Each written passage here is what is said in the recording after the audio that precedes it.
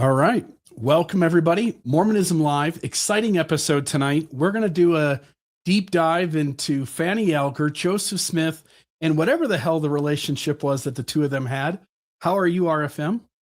I'm fine. And by the way, we're not just doing this for grins. I know we've talked about this before, but there's new stuff that Bill found out, and then he found out more stuff.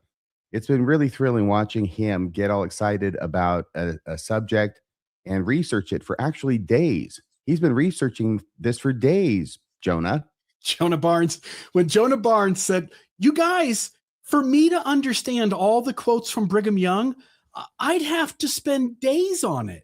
That would take days. Days. Well, folks, I've spent days because that's what you deserve. You deserve the person and people as we go into this to know the stuff that they're talking about. So tonight, I'll just say RFM, a couple little caveats. A lot of people have covered this topic. I just yesterday, I already had most of my stuff prepared, although I will thank John Turner for one thing that got added tonight. But I listened to John DeLynne's conversation with John Turner about Fanny Alger. I've seen other podcasts do it. We've covered various parts of Fanny Alger and that story in the past before. Tonight is going to be, I think, dynamically different. I think it's going to add a bunch to this conversation. And one of the coolest things that happened was that as you and I were reviewing all of the stuff for tonight's show, all the slides, we put the history into an order that I think will make the most sense to us and to the audience.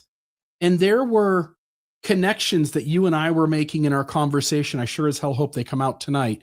But we made connections during our conversation that I think will be enlightening to the audience. And I think this is going to be a lot of fun for all of us. So folks, welcome to all of you. Glad you're here. RFM, any thoughts from you before we jump in? I'm very excited about tonight. I know there's a lot of information to cover, so sooner begun is soonest done. Let's do it. So I'll put the slideshow up and we'll start here. So first half of the show, actually about first third of the show, will be dedicated to biographical information about Fanny. We're dedicating this song to Fanny Alger, and you know who you are. And by the way, I keep saying Alger, you say Alger. We're going to get to that in 2 seconds, and then one of us will make a correction. The first third of the show will be on biographical information of Fanny. Found a lot of cool things about her life, and I think you guys will be very interested in seeing those. The last 2/3 of the show will be spent diving into all the things going on around the Fanny, I'll keep saying it my way, Fanny Alger affair with Joseph Smith. And we're going to call it that because sexual, not something happened. And we'll give our 2 cents about what we think that was. So the first third won't really cover any of that info, but there'll be lots of good stuff here. So please do stick around to the end. You won't want to miss it. I think the connections we make are going to be great tonight. All right. So first off, how to pronounce the name, her last name. I'll just leave it at that. RFM, would you like to read? I'm going to put this up on the screen here. Would you like to read the thing on the left and then the first sentence in the middle section? Okay, I think I can do this. By the way, if it's Alger, it's like, isn't there a country called Algeria? Yeah, it's where the Algers are from. Algeria. Or Algiers? Yep. Okay, I thought there was. Yeah. Permit me a quick word. Whose words am I reading? So this comes from, I don't have it handy on this slide. We'll get to it though. It's an article that someone wrote about this. Absolutely. Yep. Okay. Permit me a quick word on pronunciation. You're going to hear me continue to pronounce Alger. D-Z-E-R. Alger. And that's not without a good deal of research to back that up. This particular surname goes by different and sometimes conflicting pronunciations, and he gives a lot of them out there. I favor Alger because at least 4 of Fanny's brothers and sisters, it says siblings here, went by that pronunciation. I'd be interested in finding out how he knows that.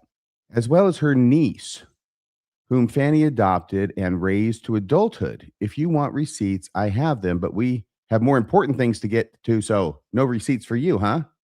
Doesn't sound suspicious at all. Yeah. Who is this guy? Yeah. Okay. He has inside, whether we'll get to it. He has inside information. He gave a presentation in 2024 at a church history conference. And again, we'll give his name out. We'll give the name. The John Whitmer, was it the Whitmer? It was not just a Mormon history. You'll see here in a minute, but I will just say he's got other good information as well. And when we try to date Fanny's birth, he corrects some things. He shares some things that none of us ever knew before. And so we'll get to that here shortly. But if you'll read the first sentence of that middle one as well. Yes, Fanny W. Custer's paternal grandfather. Now, Fanny Custer, that's her married name. Fanny Custer's paternal grandfather, so her dad's dad, John Alger, descended from Massachusetts, Algers or Algers, who had migrated from England and pronounced their surname as the word Auger. Yeah, like not having, so the L is silent and the G is a hard sound. And that's how, again, we're a country that when you go back far enough, there's so many immigrants and people came from somewhere, and the accents and the way they pronounce their names are entirely different. So originally, if you go back far enough in her family's name, it's Auger. And then, as you pointed out, the pronunciation you gave is actually the correct one. I still to this day, people debate this, and I've been saying Alger forever. Well, that's what I always used to say until Smarty Pants, was it Dan Vogel? Was it you who corrected me? Somebody corrected me, and I thought they knew that it was Alger. So I learned a new trick. You know how hard it is for an old dog to learn new tricks? And this is the guy who always perpetually confuses oaks with Holland and Holland with oaks. I'm famous for it, right?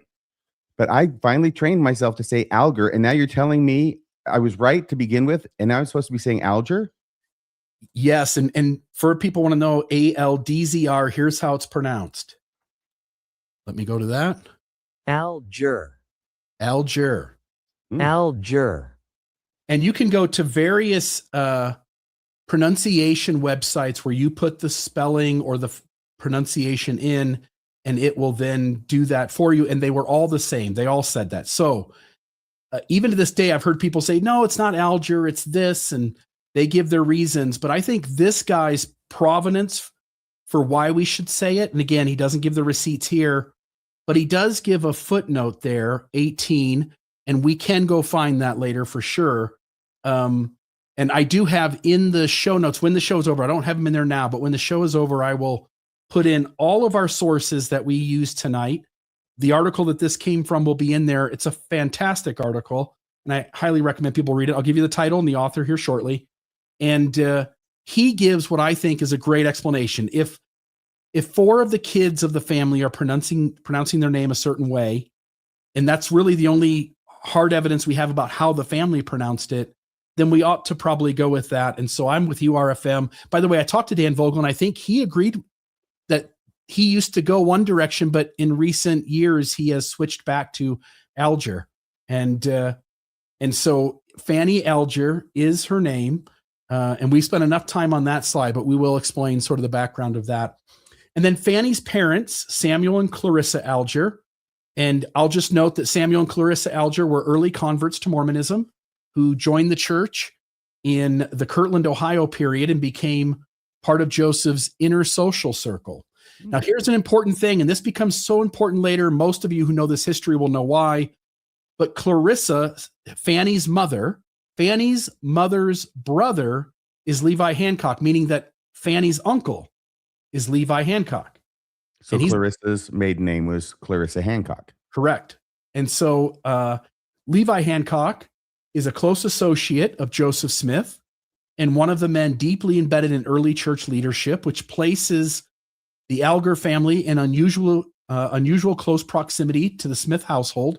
Right. And Samuel and Clarissa Alger remained loyal to the movement for life. I think that's also an important thing to note. Yeah. Is it Levi's son who's going to leave an account of what happened? Say what? Is it Levi Hancock's son who's going to leave an account of what happened? It is Levi Hancock's son, Mosiah, who leaves an account of what happened. He doesn't know firsthand. He's 4 years old, I think. But very observant. But he says he got a lot of stories from his father, and that when his father died, he picked up his dad's autobiography and picked up right where he left off, and then wrote his autobiography continuing on, and fills in some missing details. And that's where we get that account that again, most people will be familiar with. We'll get to that soon enough. Samuel and Clarissa Alger remain loyal to the movement for life. Again, by the way, Bill, I'm so sorry to interrupt, but this is important to me as I learn about this, because it's not like Levi and his son Mosiah are just, some Latter-day Saints that happened to be living in Kirtland at the time and heard about things. This family is part of the family, actually.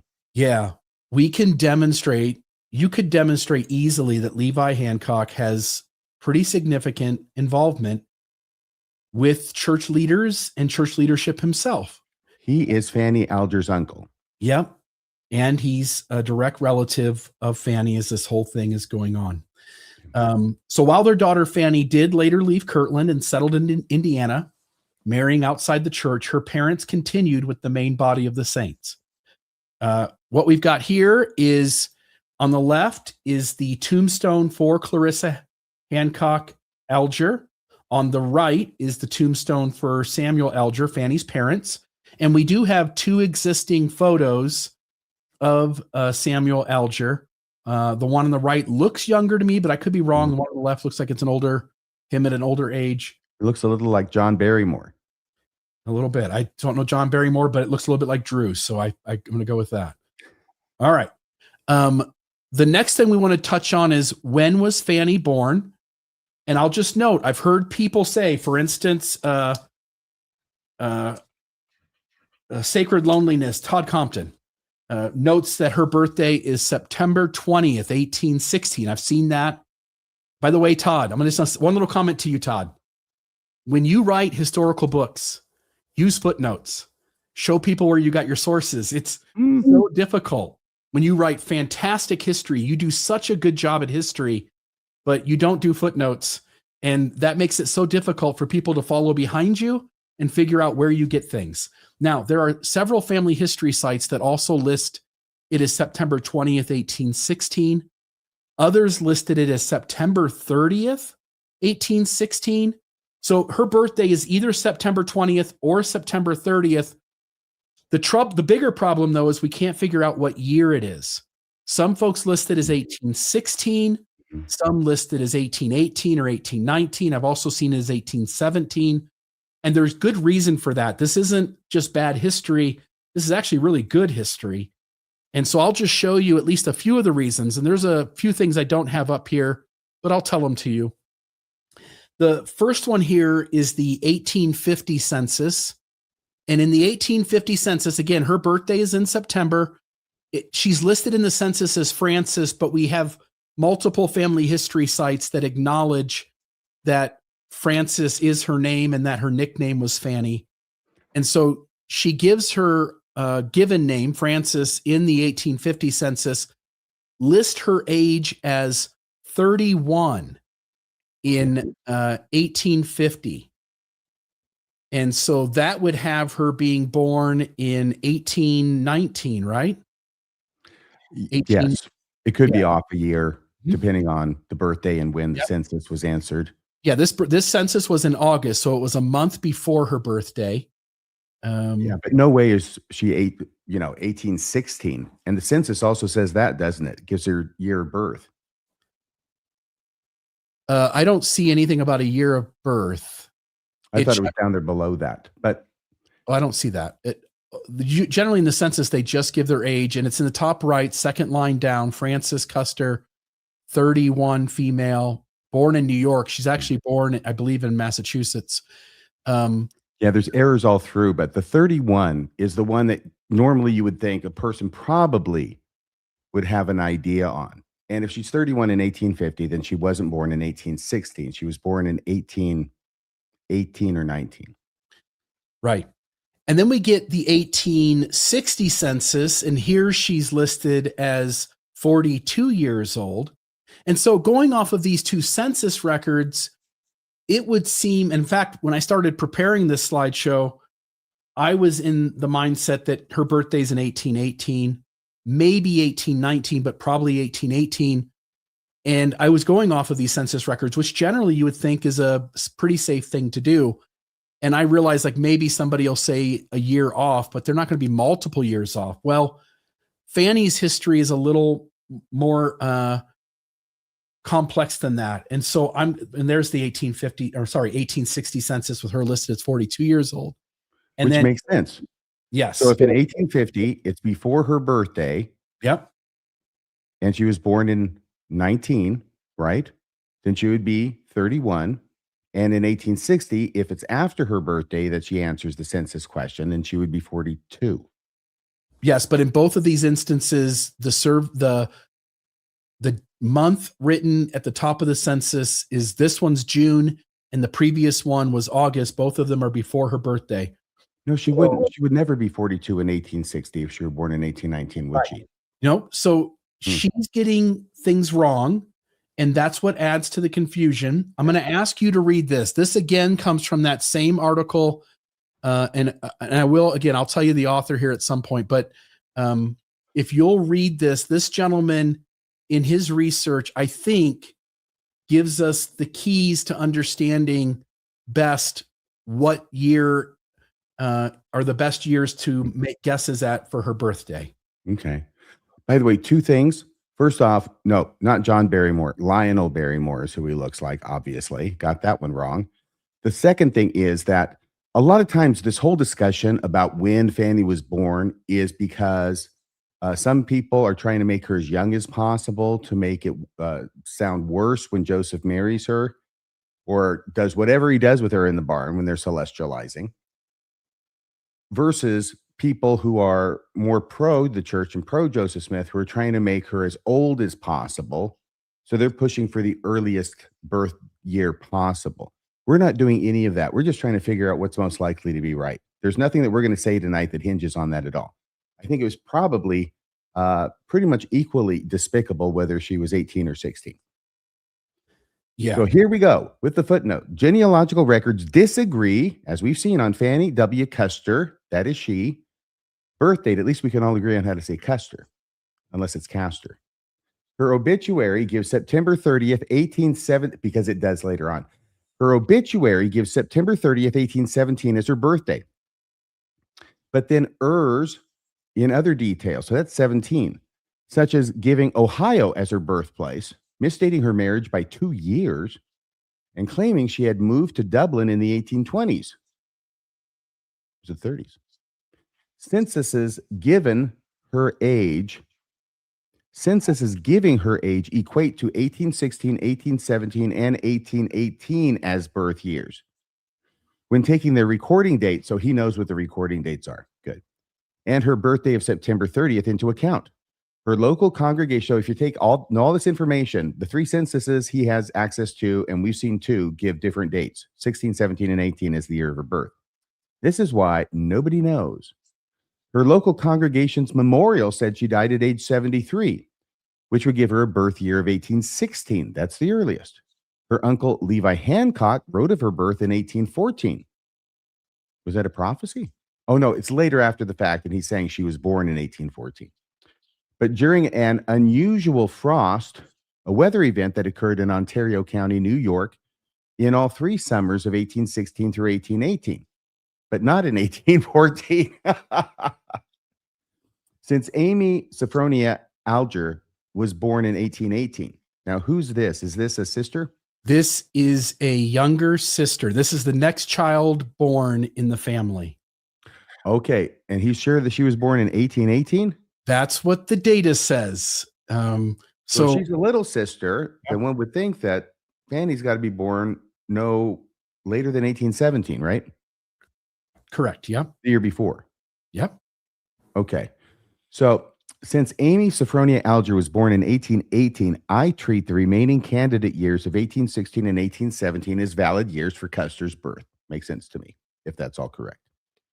And then he says, see all these different places where he is listing as sources. Yeah, and those we don't necessarily need to do anything with those, but just to note, 1816 or 1817 are the best years proposed for her birth date. That there is good reason why people want to go as early as 1816, why people want to go as late as 1819. And I'll just note that when you're dealing with the apologetic side of the argument, they are generally going to fight for 1816 because, as you pointed out, RFM, that will make her as old as possible. Yes. And when you're talking to zealous critics of the church. They're going to want to make her as young as possible, and so they're going to lean towards 1819. And there's also questions about when this actually happened. So you also have the other end of the equation that can be pushed out to make her older. Like she was 20 years old when Joseph came on to her, so no big deal. But if she'd been 18, that would have been bad. Right. So I'll just note that there's no easy way. We're never going to get, without some new piece of information coming forward, we're never going to get it narrowed down to the exact year. And that the data seems to indicate that 1816 or 1817 are the best years for her birth. 1818 is a good fit as well, except that she has a younger sister that is allegedly born in 1818. So that makes it more difficult. Way more difficult unless they're twins. So I'll just note here, there's that. Fanny in Solomon's marriage. So when Fanny gets kicked out of the Smith home, and there's several sources that point to that, we'll get to those later. Fanny ends up moving in with a family in the church. We'll get to that later too. But eventually her and her family leave the Kirtland area altogether. They end up showing up in Dublin, Indiana, where Fanny ends up marrying a Solomon Custer. And we've got the marriage certificate for this. This was a cool find I found about 3 days ago. So this is the clerk record book for Dublin, Indiana. And it's the bottom, in the very top right image, that is the book. It's the bottom right of the right-hand page, the bottom of that page, that is their wedding certificate, or marriage certificate, I should say. And it says a bunch of things at the top that also list the same date. So if you're reading along, it's the bottom there in the quote marks, which says Dublin, November 16th, 1836, this day, married by me, Levi Eastridge? Yeah, by me, Levi Estridge, a justice of the peace for Wayne County and state of Indiana, Mr. Solomon Custer and Miss Fanny Alger, both of this town. I was just reading the printed stuff. Yeah, that's what I was reading as well. But I stopped at Levi Estridge because I was thinking that was going to be the husband's name. And I thought maybe I had the wrong copy there. But so that's their marriage certificate. We have that. I think that's cool. So we know the exact date that they got married, November 16th, 1836. Now, I wanted to just talk for a minute about Fanny's and Solomon's business dealings, like what their life looked like together, and the Custer family's wealth in business. I found something today, RFM, that you'll see something new in here. So just to note first, this page and then the next slide show all of the land transactions that Solomon and Fanny participated in, buying small little parcels of land. And it's, even in this age, these aren't the highest of prices. So the folks who had looked at this surmised that we're not talking about an extremely wealthy family, but we're certainly not talking about a poor family either. Middle class, maybe upper middle class, a little bit of an entrepreneur. He and Fanny had a few businesses. We'll see in a minute that the dad, Paul Custer, has a well-known business as well. And so here's the next slide, which shows another set of land transactions. So these are just lots of land transactions, buying 5 acres. A lot of times it's a third of an acre or quarter of an acre, but there were times where it's 200 acres or 160 acres or 360 acres. And so you can pause that and look at that. I don't want to spend a lot of time on those, but it just notes that Fanny marries into a family and she has a husband. They're not poor and they are very business oriented, and they're involving themselves in lots of things. And one of the sentences that I saw in looking into this was that they had what appears to be a very stable life for the rest of her adulthood. All right, I'm going to show this document where the other two things, that's not it. Share this tab instead. So this is the other document that other stuff came from that we talked about. This is Firm Believer in the Great Salvation, New Insights into Fanny Alger Custer. This is written by David Golding, Church History Library, presentation at the Mormon History Association Annual Conference, June 2024. So just a couple of years ago, less than 2 years. And he had lots of good info. He's the one who delved into the pronunciation of the name, and he's the one who delved into these land deeds. And so this is where that came from, folks. So just FYI. Okay, now I want to make just a couple of notes here. Solomon Custer's father is Paul Custer. Paul Custer is documented in Wayne County, Indiana, as the first man to enter the first white man to enter the area. He goes into Dublin. He's the first white man to go there. He has to cut down the brush and the trees to make the very first road in Dublin. First thing he does is he sets up a tavern, because he's essentially going to set himself up as the central hub of the city as people start to come into town and to buy land and to put up houses. And so back then, if you can think about this, a tavern isn't just going to be a bar. By the way, it's on the main road. They called it National Road, the road that it was on. He's involved in hospitality and transport services. He is, if you can think about a tavern back then, it's going to be a stagecoach stop. It's going to be a lodging house. It's going to be a place to coordinate freight deliveries. It's going to be a mail relay location and a community center where people gather. So, and probably where his son got all that property to sell and buy. Yeah, at least in part. And so the Custer family, based on tax deed and census patterns, had multiple land parcels, repeated intra-family land transfers, and properties near transportation routes. That means this was an important family in Dublin, Indiana, multi-generational business family, diversified income through hospitality, land leasing, transport traffic. They're locally established. He's the first one there. Stable, upper middle class family with several small businesses. And so I'll just note that. The thing that I found was kind of cool is a newspaper giving the history of Dublin, Indiana. And you'll see that on the left-hand side, the bottom paragraph, Paul Custer was the first white man who brought his family into the vicinity and had to cut his own road through the thicket of underbrush. And then on the right-hand side, I got to find it here again. The very far right, it is a majority of the way down.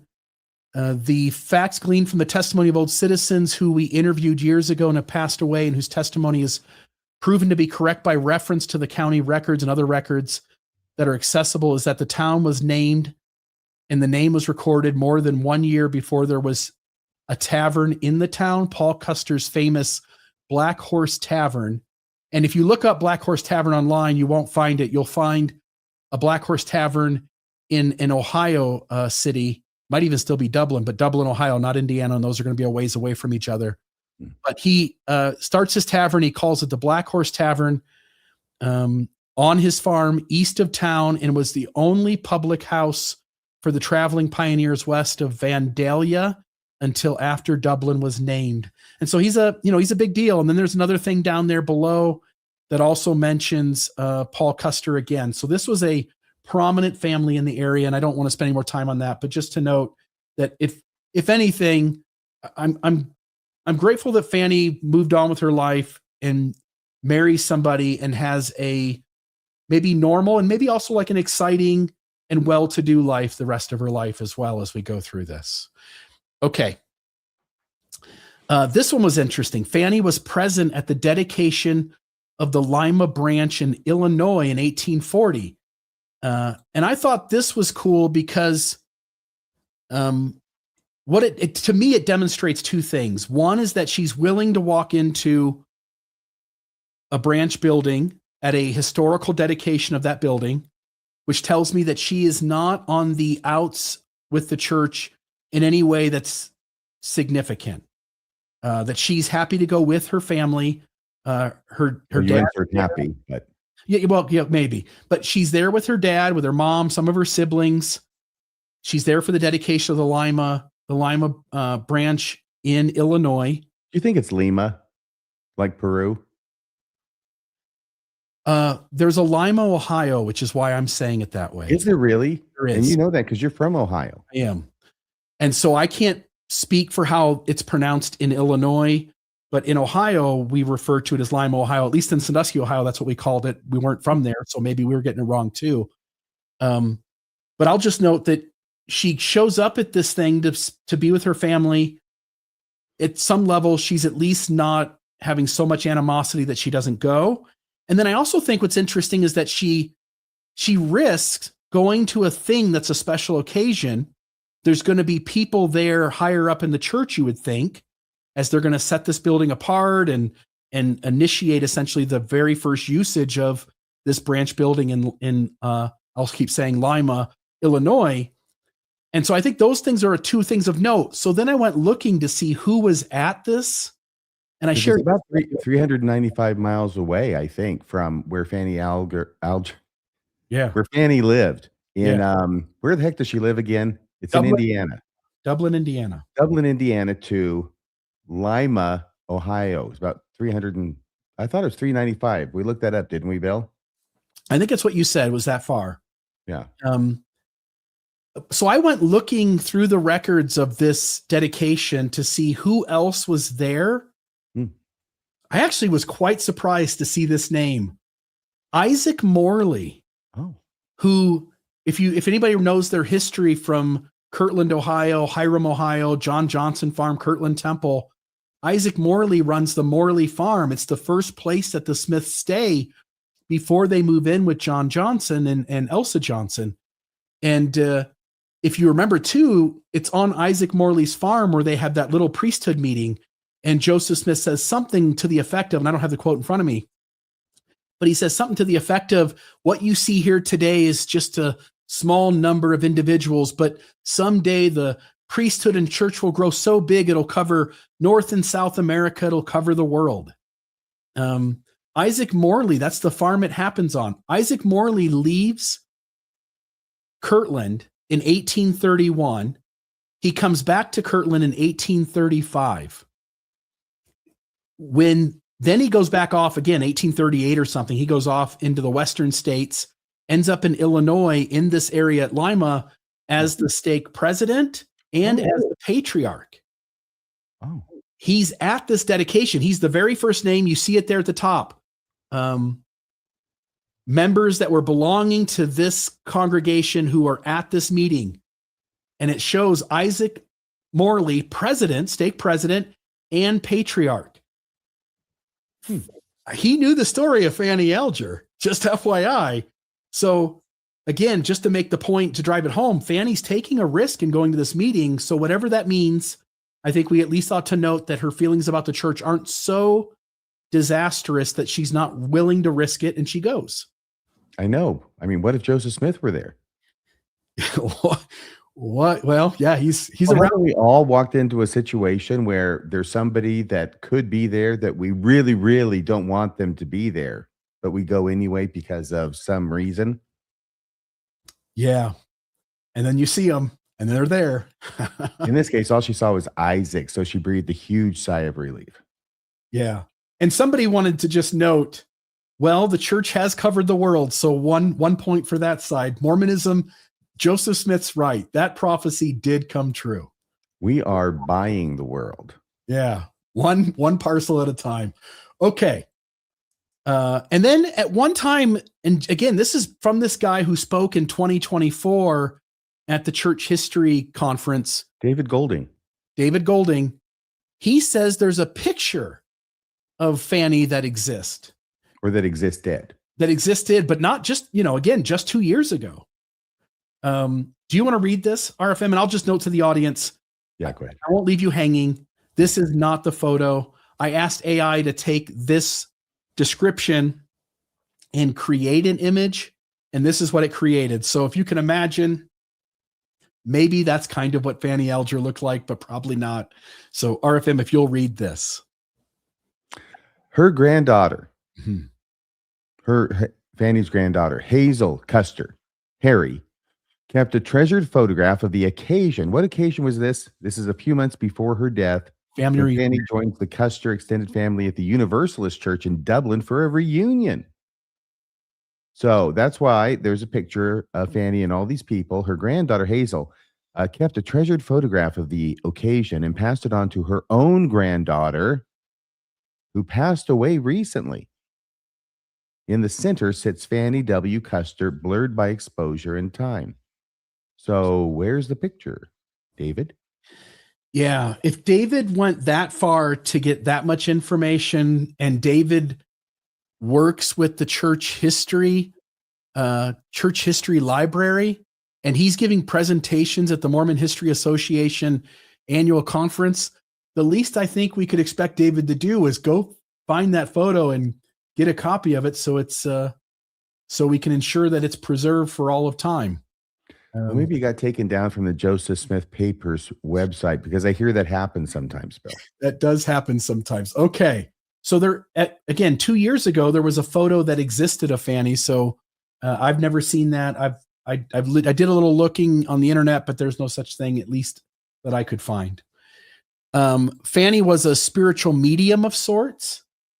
And I'll just note here, it's this very first part. A Dublin correspondent writes to the Cambridge paper as follows: Solomon Custer and wife are divining into matters concerning the spirit land. Is it diving? Yeah, it says diving. Yeah.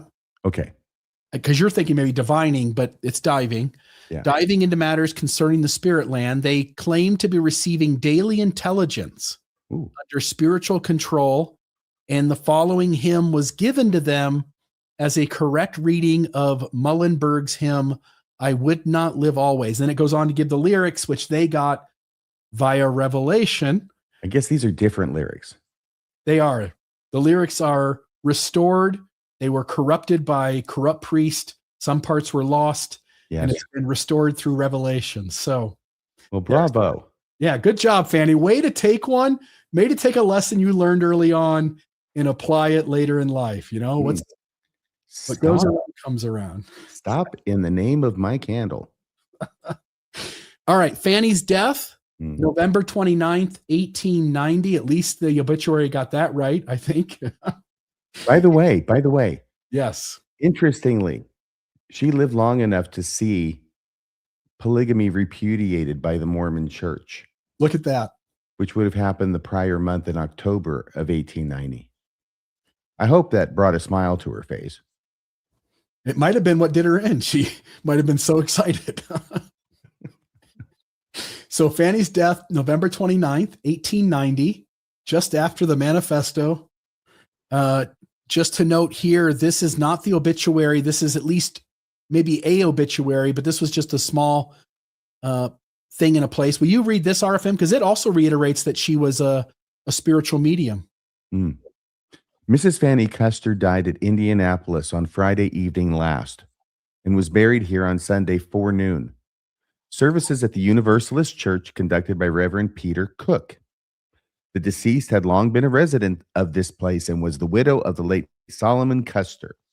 She has for some years been a strong and prominent spirit medium, and many of the communications that have come through her are filed away by O.C. Green, who was her manipulator. Not the first one. You set me up. No, apparently not. So I'm guessing a manipulator has to do with the person who makes things, I don't know. What's a manipulator, Bill? Does it have to do with, I don't know, rolling out the red carpet for the spirits to come in and give new lyrics to old hymns? I don't know, but our audience is smart. And so folks, if you'll let us know in the live chat, what is a spirit medium manipulator and how do they do their job? We'd love to hear more about that. So please find the answer to that. Put that in the comments. We'll appreciate it. And then here's the actual obituary. It was just in a family search site, copied and pasted. So it's not the original newspaper. But again, you see here, they list that birth date that Golding mentioned earlier of September 30th, 1817. We can read all that, but I don't want to do that tonight. If somebody wants to read that, you can pause this, or you can just click the link in the show notes after the show is over. But I will note the gravestone on the left is claimed in a few places to be the tombstone of Solomon and Fanny. You can see their names there at the top, but it's not. it is the gravestone of one of their children. And so the part that's broken off is telling you the name of the child, and that it's the child of Solomon and Fanny, because it gives a birth year or a birth thing or whatever that isn't, or a death date or something that's way after their death date. So just FYI, I think it says 1957. So the death date, buried something April 14th, 1957. And so it's just way late. It's one of their children, but it is kind of a cool little artifact tied to their family as well. And so with that, we get through this first third where we talk about the biographical information. And so now we'll get to the Joseph Smith affair, barely scraping by. So I had a lot of fun with that, with the scrape word, trying to apply it here into the title. And so now we're going to go into a bunch of documents. And this first one is Eliza J. Webb. And I'll just help you place who this is. Eliza J. Webb, her husband is Chauncey Webb. The two of them were very devout Latter-day Saints. They end up arriving at the conclusion that Mormonism is not true. They step away from the faith and they are open critics of it. Their daughter is Ann Eliza Webb, and many of you will know her as wife number 19, which is Brigham Young's wife, who left the church and then wrote a memoir about her time in the church and about the dysfunction that she perceived the church having. It was sort of an expose. And so we'll hear from all three of them tonight. But this first document is Eliza J. Webb, and she gets us started. And so RFM, would you mind reading this one? Sure. Her letter of May 4th, 1876 in Myron H. Bond Papers, the RLDS archive. Okay, so she says this, but I am surprised that Emma will testify that polygamy was not practiced in Joseph's day. Maybe this is referencing the Temple Lot case, perhaps? Or actually, it might, if she's testifying, huh? I think they're using that term in the place of just saying, like, Emma is telling Joseph Smith III, for instance. Oh, we'll claim it. She's telling people that Joseph didn't practice polygamy. Got it. Okay. Aunt Fanny Murray. Now, that's a different Fanny? Different Fanny. Aunt Fanny Murray was sealed to Joseph. She told me so herself. Mother Granger, who your mother will remember, told me she herself was sealed to Hiram Smith. Helen Mar Kimball and Sarah Ann Whitney were also among the victims. Helen was only 14 years old when she was given to the prophet. Poor girl and poor mother. We may also say, for Sister Violet was both shocked and grieved almost beyond measure. Emma Smith knows all this, but I do not wish to quarrel with her about it, for she has no doubt had trouble enough. I think I could enumerate towards 100 women who were sealed to Joseph, many of them already having husbands at the time, who the prophet said were not competent to save and exalt their wives. I do not know that the sealing commenced in Kirtland, but I am perfectly satisfied that something similar commenced, and my judgment is principally formed from what Fanny Alger told me herself concerning her reasons for leaving Sister Emma. And I think this does two things. One is that she's helping us understand that polygamy does start in Kirtland. So we have this Nauvoo period, but again, when we go back in time a little further, we want to say like the section 132, the Doctrine and Covenants, doesn't happen until 1842. But, and we all know things happened in Kirtland, but she's speaking to it as a person who witnessed those things. It's also the second thing I think that's important to note, and we'll find this out later, is that when Fanny is kicked out of the Smith home, the Webbs claim at least that she lived with them for a while. So they also have a close connection to what was going on. By the way, I know this is just some lady so far that we're reading about in 1876, but at point after point, fact after fact gets corroborated by the historical record, up to and including not only the people Joseph Smith is marrying, but also Violet Kimball's agonizing distress over the situation with her daughter, 14-year-old Helen Mar Kimball and Joseph.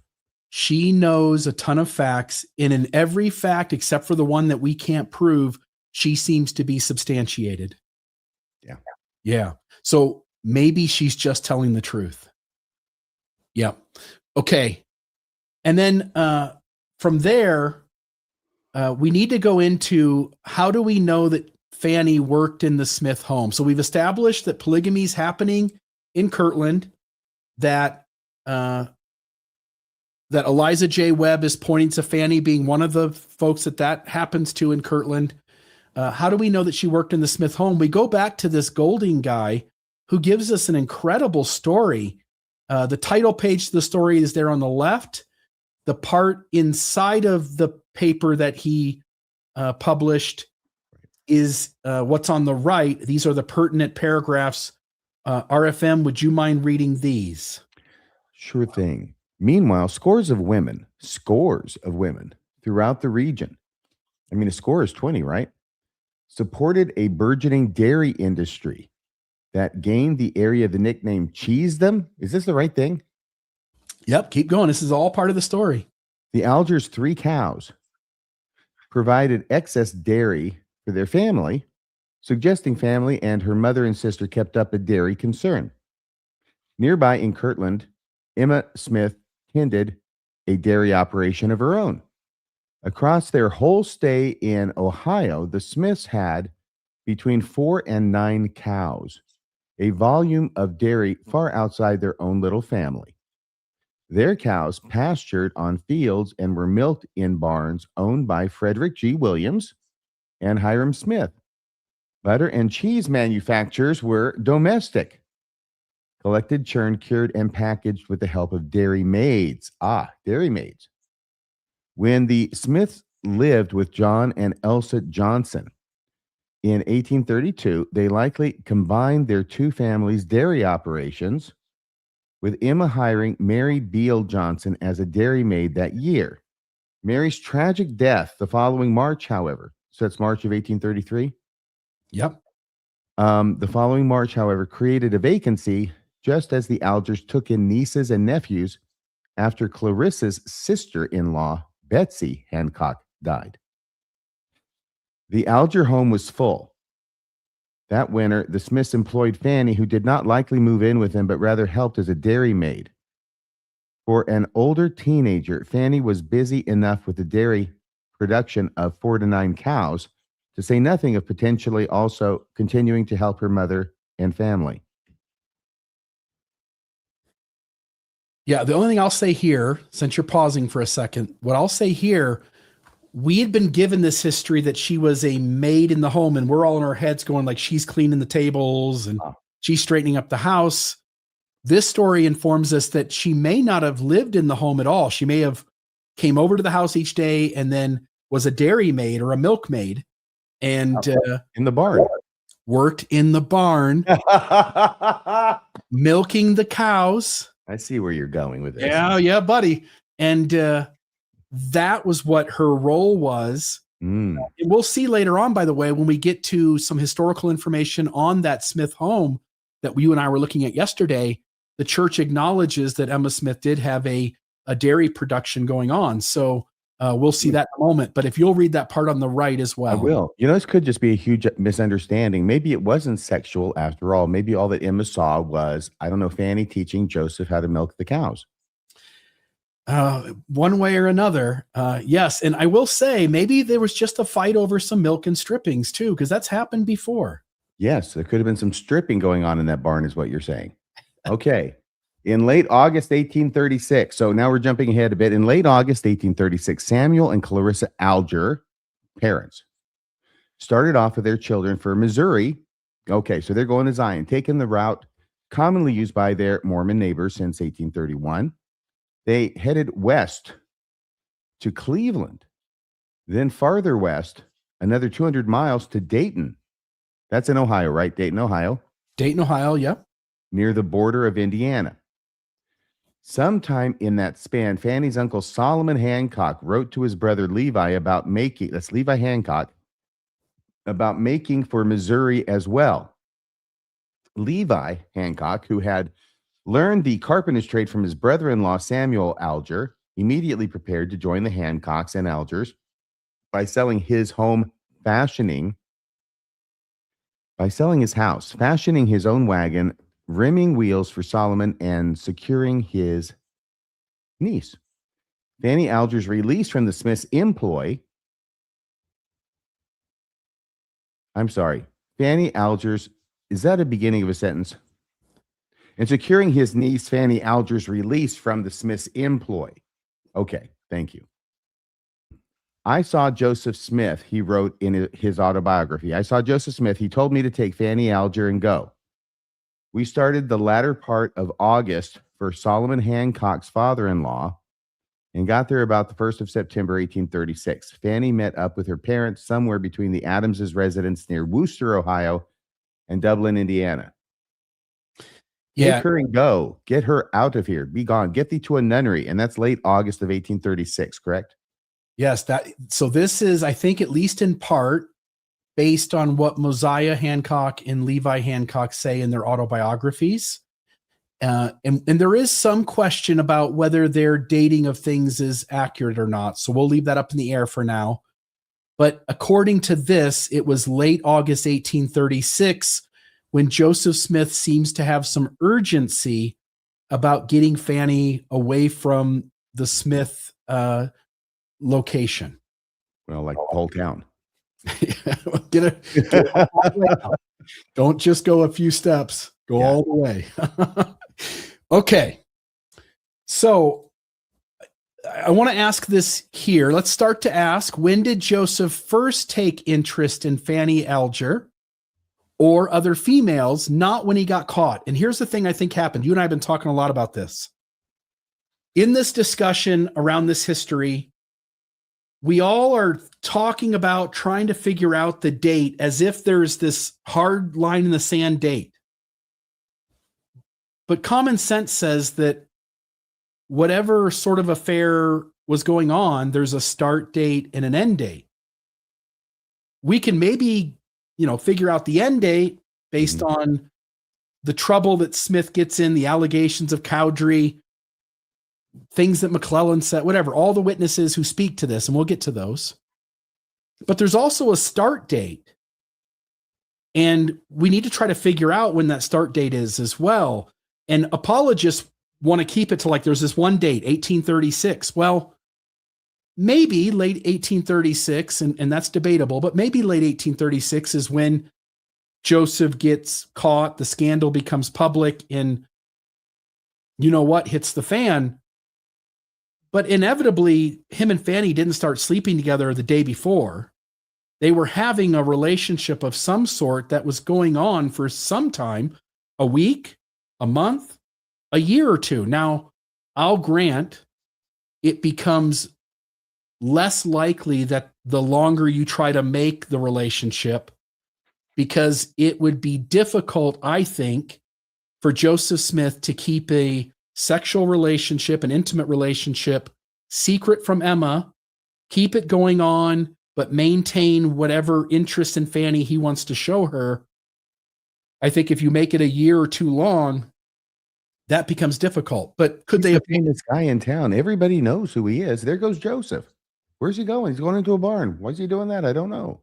Yeah, you say that, RFM, but he seems to be able to keep most of what he was doing secret, in spite of doing that with lots of women. So he does seem to have a skill for it. I'll just say. They didn't have as many street lamps back then. They didn't. But it could it have lasted 3 months before he got caught? Could it have lasted 6 months before he got caught? Yes and yes. Yeah.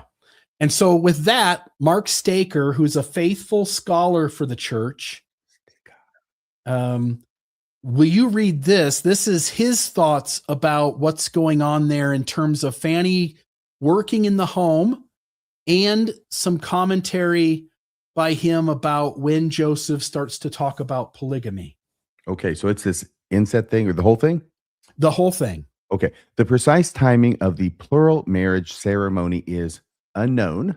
And this is Brian Hales, by the way. This is Joseph Smith's polygamy. No kidding. I mean, he's already assuming there was a plural marriage ceremony. Yeah, that's Brian all over. Yep. So the top and bottom is Brian. The middle is Mark Staker.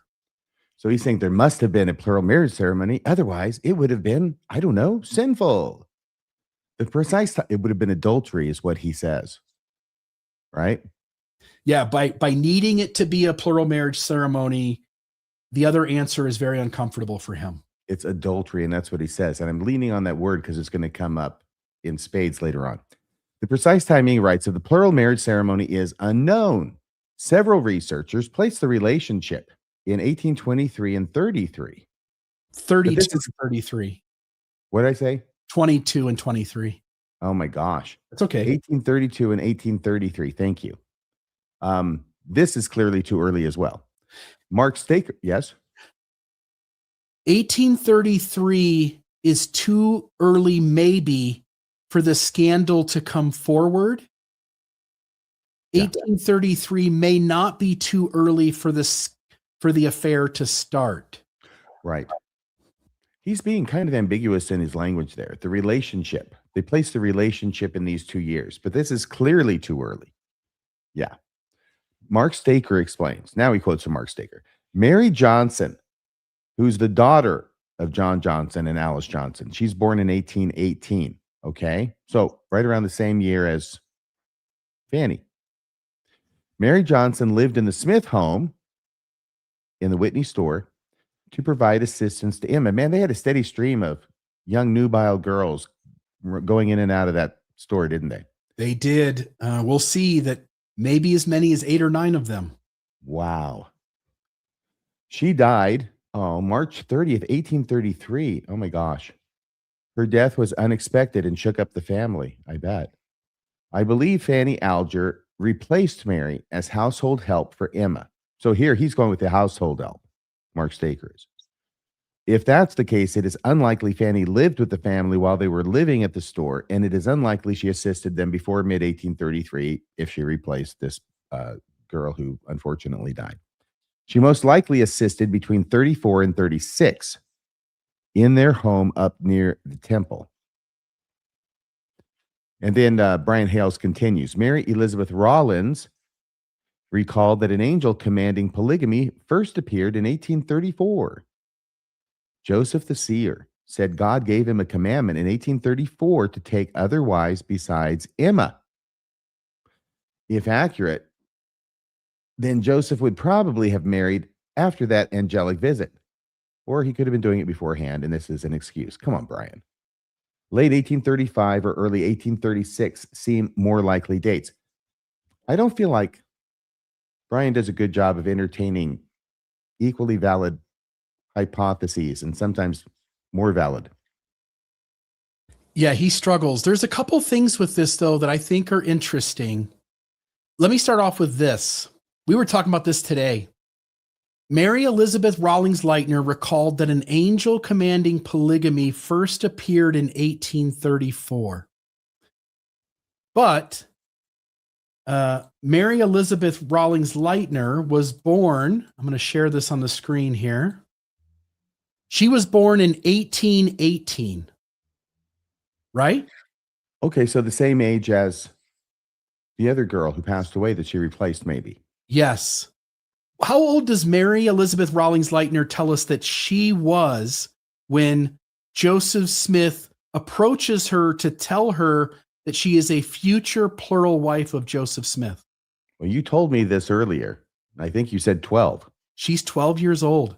She said, I was 12 years old when Joseph Smith came to me and talked to me about plural marriage. Yep. What's 12 plus 18? 30. How would 1830? How would Joseph know that Mary Rawlings Lightner is going to be a plural wife of his if God or his predispositions of being a predator don't have the best of him already at 1830? Well, I've got to raise this issue again, okay? There's a certain passage that everybody knows in the Book of Mormon. It's in the Book of Jacob, chapter 2, and it's about plural marriage, condemning plural marriage, right? As a general principle. Now, here's the thing, okay? This is after Joseph Smith has completed the Book of Mormon and Moroni. He swung around the horn back to First Nephi because those 116 pages haven't showed up. So he figures he's going to fill it up himself with the newly discovered second set of plates, right? And now he gets to Jacob. He's almost done with the Book of Mormon at this place. So it's June 1829. This makes no sense to have this story about polygamy in the Book of Mormon at this time in the Book of Mormon as it presents itself. Because where are the women coming from? Not only is this the first generation, Jacob, of course, being the brother of Nephi, they're both sons of Lehi, and we know the story. They're the ones who came over as a family, right? Not only is this the first generation of these people from Jerusalem, which was a small party to begin with, and they land, of course, they start probably having kids. There's no way they have women enough to start practicing polygamy. And not only that, they have just cut themselves in half. Not only are they a small group, they have just, as of Jacob, cut themselves in half because, remember, the Nephites split from the Lamanites. So this original small group, even smaller now, and yet they find all these women apparently to have plural wives. So it makes no sense at all in this place where it appears in the Book of Mormon. So my question is this, Bill. Let me back up before I say what my question is. The passage is that unless God commands it, it is sinful to practice polygamy. Why is Joseph Smith in June of 1829 in a place where it doesn't belong according to the narrative? Why is he already thinking about a divine exception to the rule of monogamy? And that if God commands polygamy, then it is acceptable and indeed required to practice it. You've pointed out the fatal flaw for why it's almost certainly not Book of Mormon authors coming up with the idea, that it is Smith who's coming up with the idea. And then I think you're left with two positions. One, for instance, John Turner presupposes that this is Joseph Smith's way of dealing with making an allowance for Abraham and for Solomon and David and all those guys. He knows his Bible. He wants there to be room for prophets of the Old Testament to have practiced polygamy without being sinful. So he wants to leave a caveat that will allow them room. But what makes maybe more sense is that Joseph Smith is already thinking about extramarital relations in 1829. We know he's thinking about it, okay? Either he's thinking about it because he wrote the book, or he's thinking about it because he dictated the book. Either way, he's thinking about the issue. Yeah. And I'll just bring it back to this, which, again, Brian Hales wants to say that an angel appeared in 1834, but really the latest that Joseph can have received revelation that he's going to be a polygamist from God is 1830 or the first 3 months of 1831, because Mary Elizabeth Rawlings Lightner was born April 9th. And so by April 9th, she is now 13 years old in 1831. So this 1834 date doesn't work for Mormonism. Mormonism needs his approach to Mary Lightner to be revelation-based, not predatory-based. So 1834 doesn't work. I don't have the source on this, but in a prior podcast that I did under the RFM banner some time ago, I talked about this idea that it used to be in the preface of section 1832 until recently, 1832, section 132 in the Book of Mormon. Until recently in the preface, it talked about some of the principles. Many of the principles here were revealed to the prophet as early as 1831, and no explanation as to why that was. And there were different reasons that people thought maybe it was the translation of the Bible, and that's what's prompting it. Maybe that's true. But what I found was a statement by Joseph F. Smith. Remember the F. Joseph F. Smith. So here's Bruce R. McConkie, right? Who writes the preface for section 132. Here's Bruce R. McConkie, whose father-in-law is Joseph Fielding Smith, whose dad is Joseph F. Smith, whose dad is Hiram Smith, of course. And What he said was this, without a lot of explanation. He said, Joseph F. Smith said that Joseph Smith, his uncle, that Joseph Smith in 1831 had a vision of all the women that God would give them, that God would give him 4 plural wives. And so he knew them when he saw them. Yeah. And that seems like a effort on Joseph F. Smith's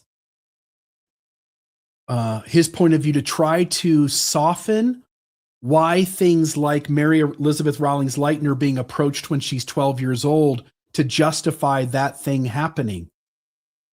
And so just remember, whenever apologists try to deal with issues separately, that you have to be smart enough to recognize the other problems that come in when they make that supposition.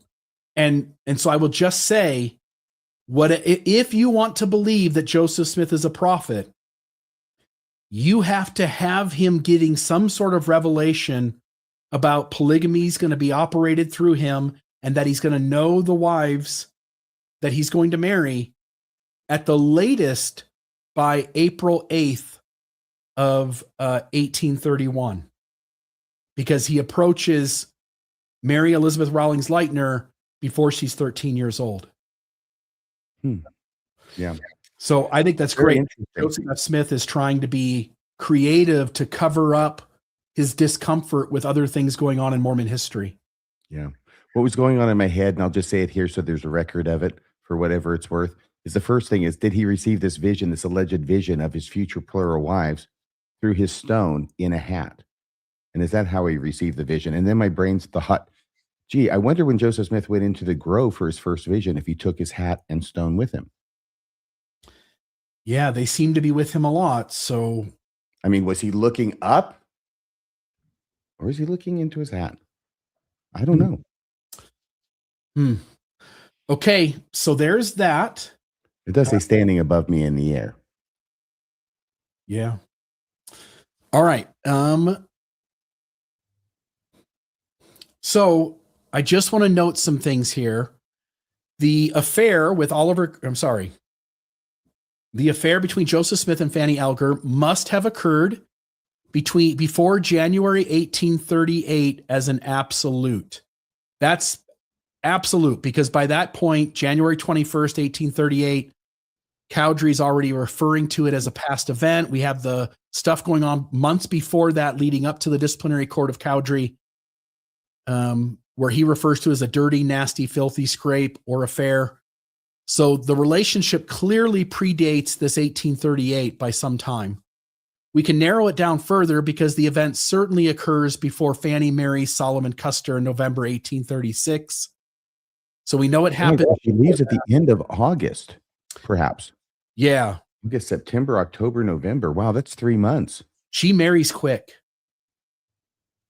That also, I think, says something about wanting to move on from whatever it was that just happened.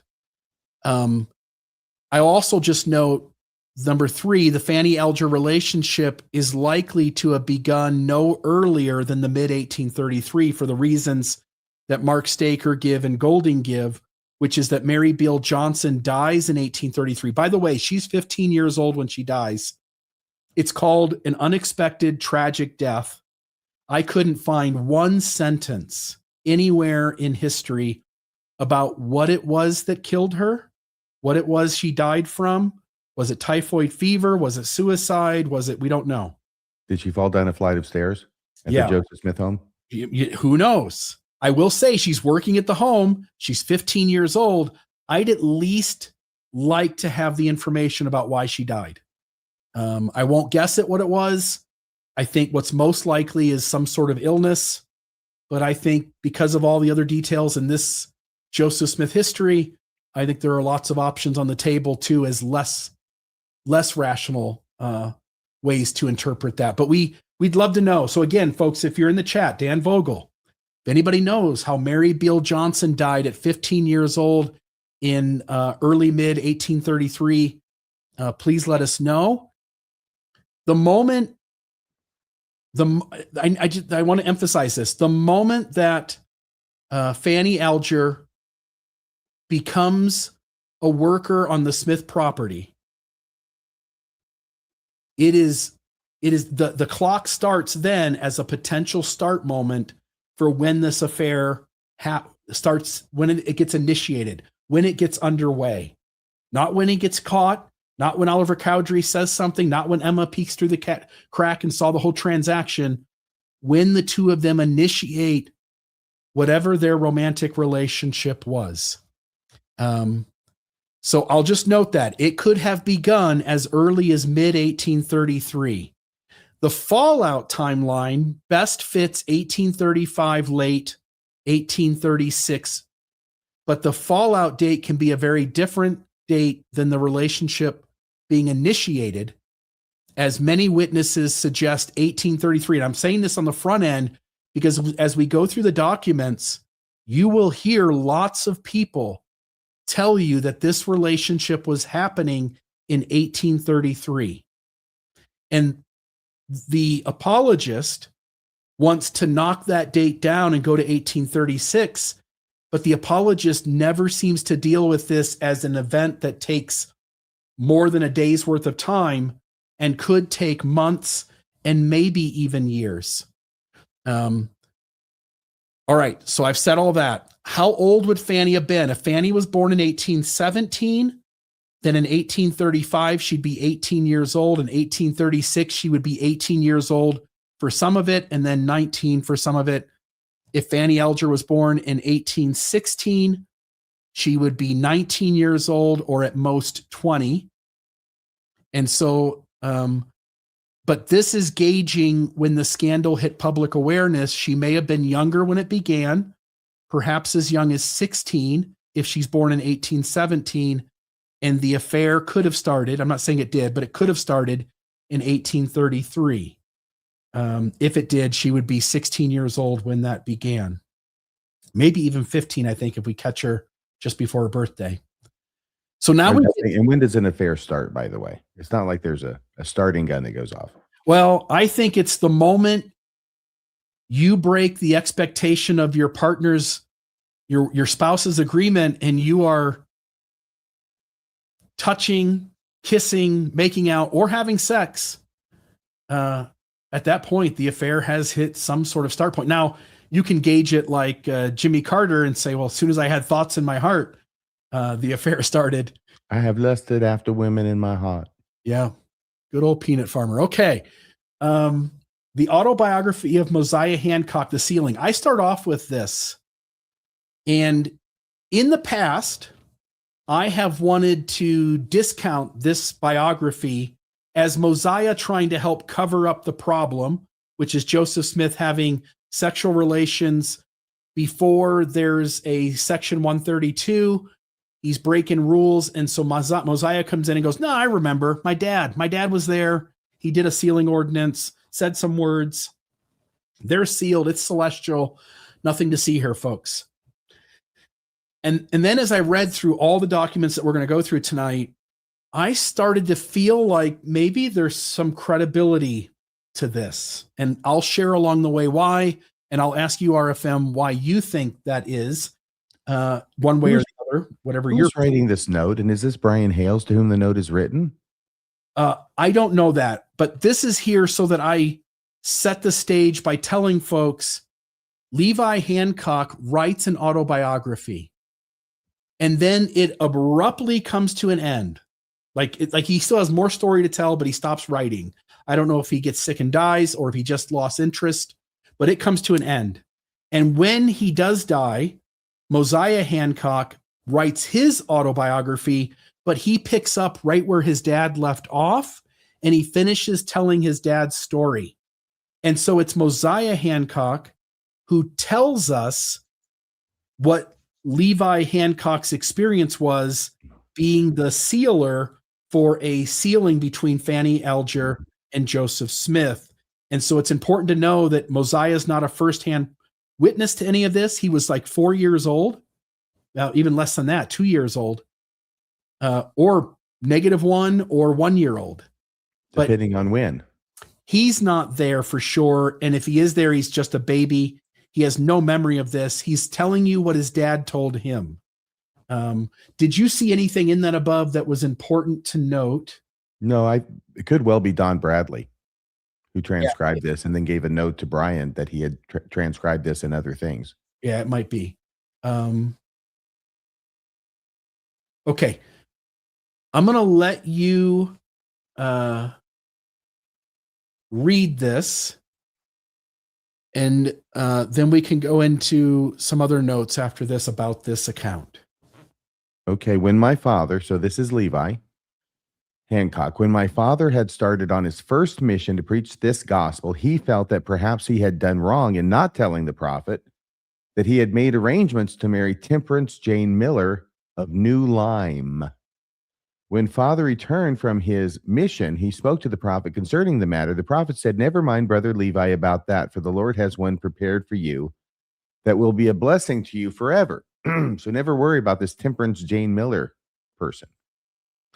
At that time, Clarissa Reed. Who's this again? We've encountered this person before? This is just another girl working at the Smith home. And I don't want to say any more about it, but I'll let you read it. But she's another young female working at the Smith home. At this time, Clarissa Reed was working at the prophet's. She told the prophet she loved brother Levi Hancock. So is this the guy who's writing this? Mosiah is telling you the story, and Levi ends up marrying Clarissa Reed. I'm sorry, Mosiah is telling the story. So this is his dad, who's brother Levi Hancock. Yes. Okay, so she told the prophet, Clarissa Reed, working at the prophet's, telling Joseph Smith that she loved brother Levi Hancock. She loves my dad. The prophet had the highest respect for her feelings. She had thought that perhaps she might be one of the prophet's wives. Yep. As herself and sister Emma were on the best of terms. My father and mother, understanding each other, were inspired by the Spirit of the Lord to respect his word through the prophet. Therefore, brother Joseph said, "Brother Levi, I want to make a bargain with you. If you will get Fanny Alger for me for a wife, you may have Clarissa Reed." Because you're pausing, let's stop here for a second. If you're a believing Mormon and you accept, like, you want there to be a sealing, you need there to be a sealing. So you need Levi Hancock to know something. You need Mosiah to know something about what Levi knows. Then you also have to accept that Joseph Smith is doing a trade-off as if women are property. And you have to believe that part of the story just as much as you believe the sealing. Right. And he's the guy who's exerting his influence all over the place instead of just saying, okay, so Clarissa Reed, go ahead, marry Levi Hancock. It's like, if you get her for me, I'll give this girl to you. Like, he's the kingmaker. Wow. Okay. And then he says, "I love Fanny." Joseph Smith loves Fanny. Mosiah Hancock is telling you that when Joseph Smith approaches his father Levi to do this exchange, Joseph Smith is informing Levi Hancock that he loves Fanny Alger. Yes. "I will," said father. So that's Levi Hancock. "I will," says Levi Hancock. And Joseph says, "Go, brother Levi, and the Lord will prosper you," said Joseph. Then father, who's Levi Hancock, goes to the father Samuel Alger, father's brother-in-law, and said, "Samuel the prophet," what? And said, "Samuel the prophet, Joseph loves your daughter Fanny." And says, "Samuel okay, so Levi's talking to Samuel, his relative. "Samuel the prophet, Joseph loves your daughter Fanny." Oh, because of course they're in the same family. That's why they're going to the dad of Fanny, who's a member of the family. That's why it's the brother-in-law. Okay. So Levi goes to his brother-in-law, who's the dad of Fanny, and says, his name's Samuel. And he says to him, "Samuel, the prophet Joseph loves your daughter Fanny and wishes her for a wife. What say you?" Uncle Sam, literally, says, "Go and talk to the old woman about it. 'Twill be as she says." Father goes to his sister now. So Levi Hancock goes to his sister. That is Clarissa, isn't it? Yep.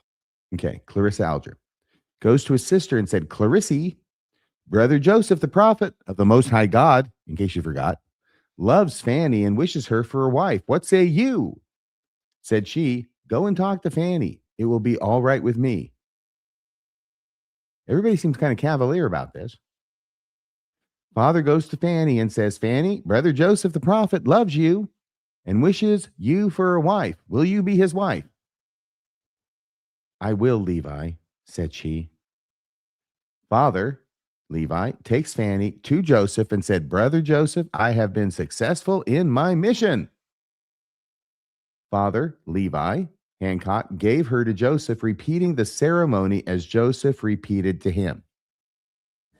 Now, here's a little glitch for the apologists that I don't think they deal with very well. There's this trade-off. You get me Fanny and you get Clarissa Reed, right? Well, guess what? Clarissa Reed marries Levi Hancock on the 29th of March, 1833. Joseph gets Fanny's hand secured first, which means, at least in terms of permission to move forward, certainly would have occurred before the 29th of March, 1833. This happens right around there. Right around the end of March of 1833 is when Joseph gets sealed, or whatever it is he does, at least according to this account, if it's correct. It's that's a good way to figure out when it happened.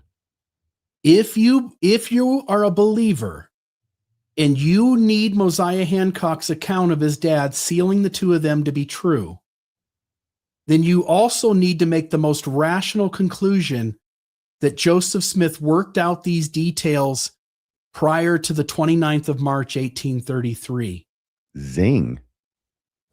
That's bad in a couple ways. First off, she's a lot younger. And second off, it's still 3 years before the keys of sealing are restored in the Kirtland temple.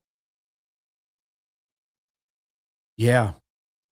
So if an apologist ever comes to you and says, "Yeah, but we've got Levi Hancock telling us, Mosiah Hancock telling us what Levi sealed them," this is what you should go to. So you're saying that Joseph and Fanny got together prior to the 29th of March, 1833. Well, he was wrong about that part. Isn't that convenient? It's kind of hard to separate that part of the story from this part of the story, isn't it?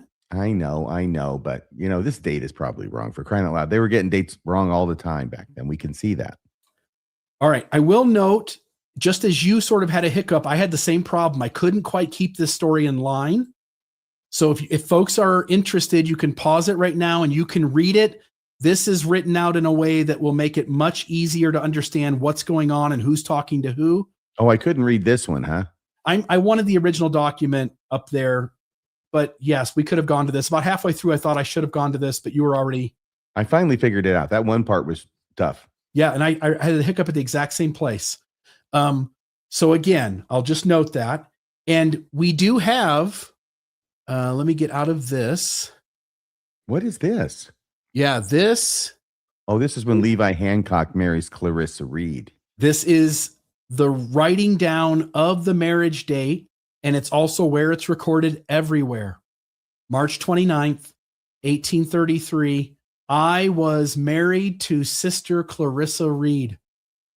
If Levi Hancock did the sealing, Joseph Smith initiated the relationship in 1833.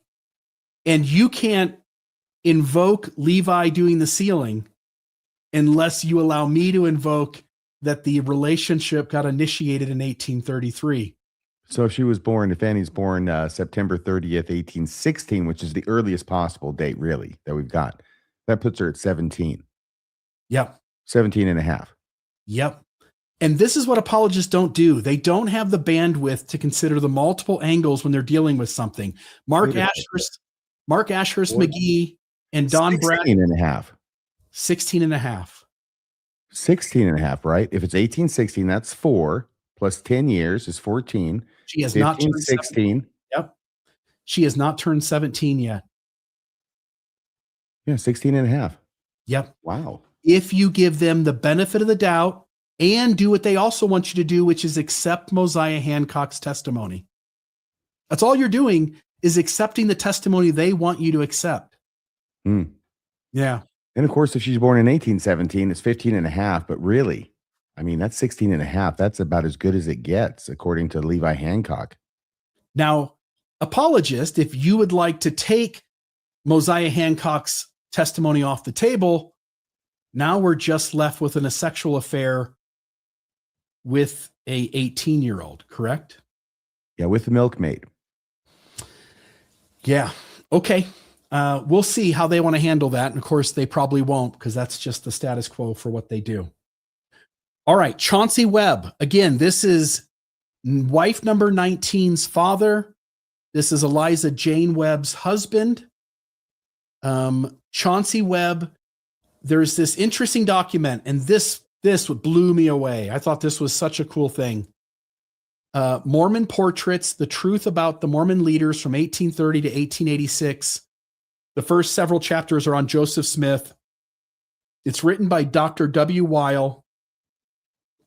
He shows up in Salt Lake City in 1885, sits down with a lot of critics of the church to ask them their reminiscences.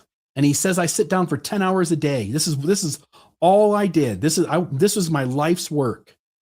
I want to tell the Mormon story from an outsider who's getting the memories of those who had left. And we'll share this in a couple of weeks as a Mormonism Live episode, what he recorded. But this is where Chauncey Webb's statements are found. And so I'm going to go to the next page here.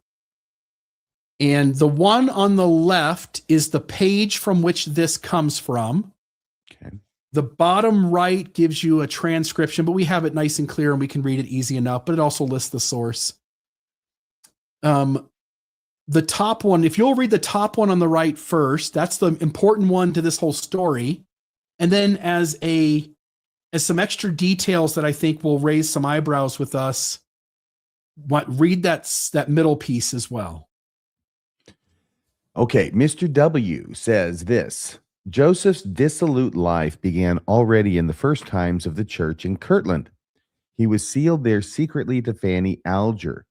Emma was furious and drove the girl, who was unable to conceal the consequences of her celestial relation with the prophet, out of her house.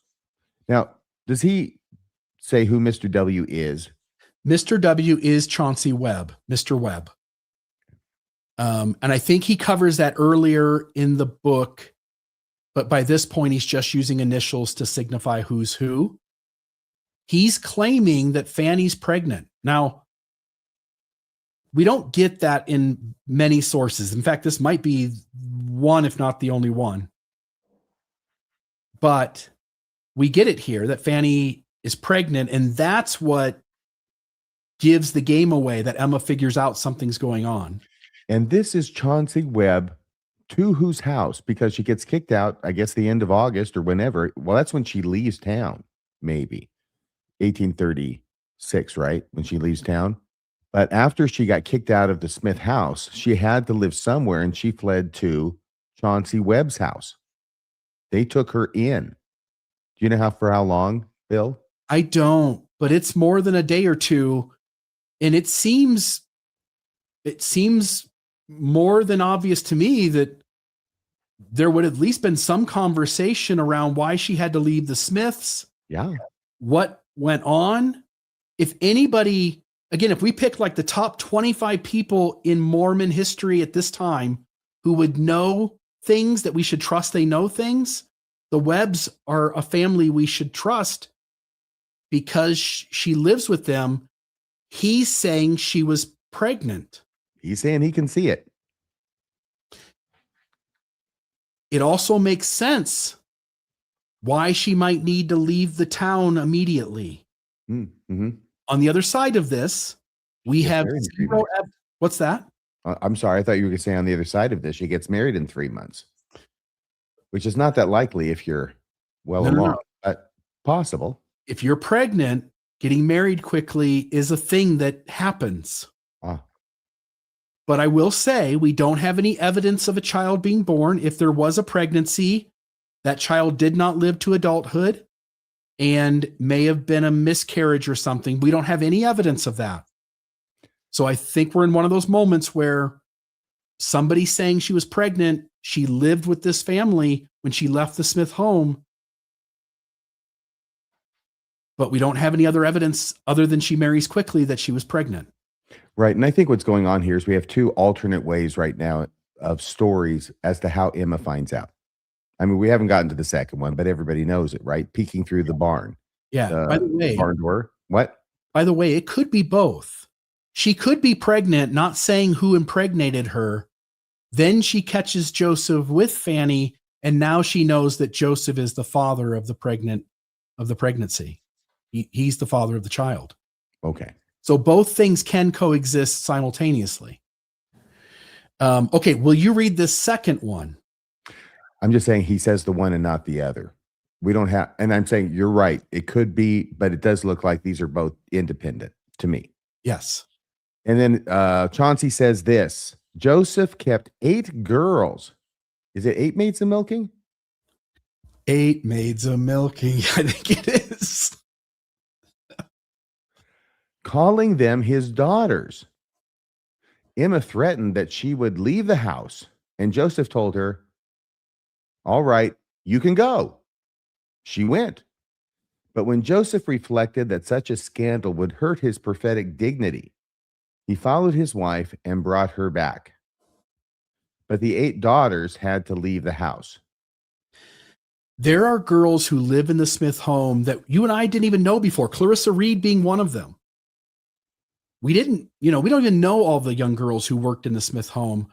And Mary Beale Johnson. Mary Beale Johnson, yes. The thing about this story is that when he says that he called them his daughters, Lucy Walker tells us that herself. She says that Joseph referred to me as his own daughter.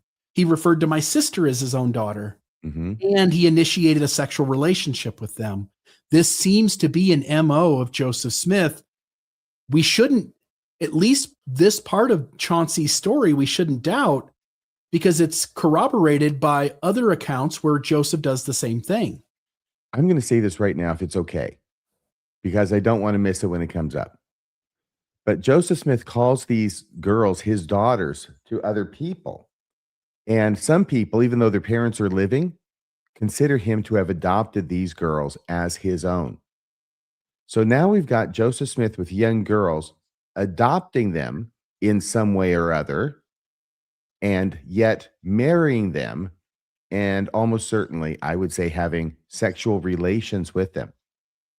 The reason I bring this up is because so often apologists are saying that what was really going on wasn't this kind of marrying Joseph Smith to other people, but it's these dynastic sealings. It's this adoption. He's adopting these girls as his children, even though he's actually marrying them as his wives. It's a desperate apologetic, but you've probably heard it, haven't you? Yeah. I think there may have been a definite connection between Joseph's introduction of some ordinance about adoption and sealing and sex with girls.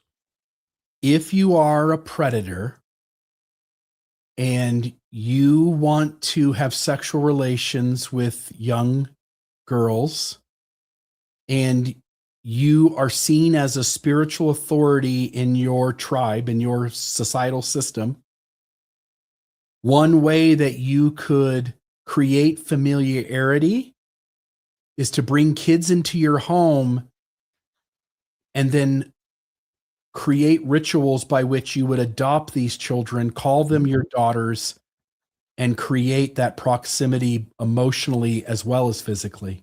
And everything's looks innocent and is on the up and up until Emma sees that Fanny's gone and Joseph's gone, and she takes a stroll out to the barn for a look-see. Yeah, and we'll see that in the next account from Eliza Webb, wife number 19, as she expresses what her perception of the story is. I will say one more thing that needs to be said about this source that I think is important. Chauncey Webb, again, they claim to have had Fanny live with them after she's kicked out of the home. He's a critic of the church. He's not a believer at this point.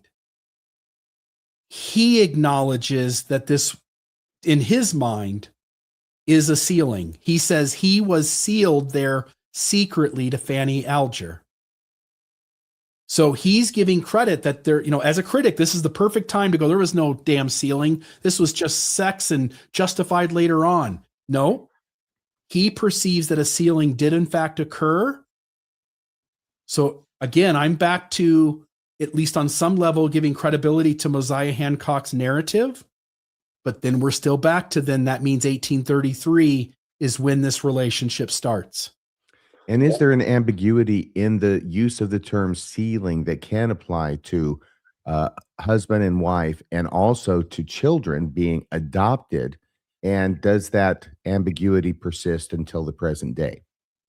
By having both romantic sealing relationships and adopted family relationships, it allows you to blur the line, doesn't it? And you can tell this group of people that this was a adopted sealing, and you can tell those people over there that this was a romantic sexual relationship that had a sealing upon it. They're both sealings, even today. Husband, wife, sealing. Yep. Parent, child, sealing. Yep. Okay. Now we get to this, which I think is interesting. Again, when the scandal becomes public, we believe is either late 1835 or sometime in 1836. We know, again, fast forward, we know that Emma got confronted with this relationship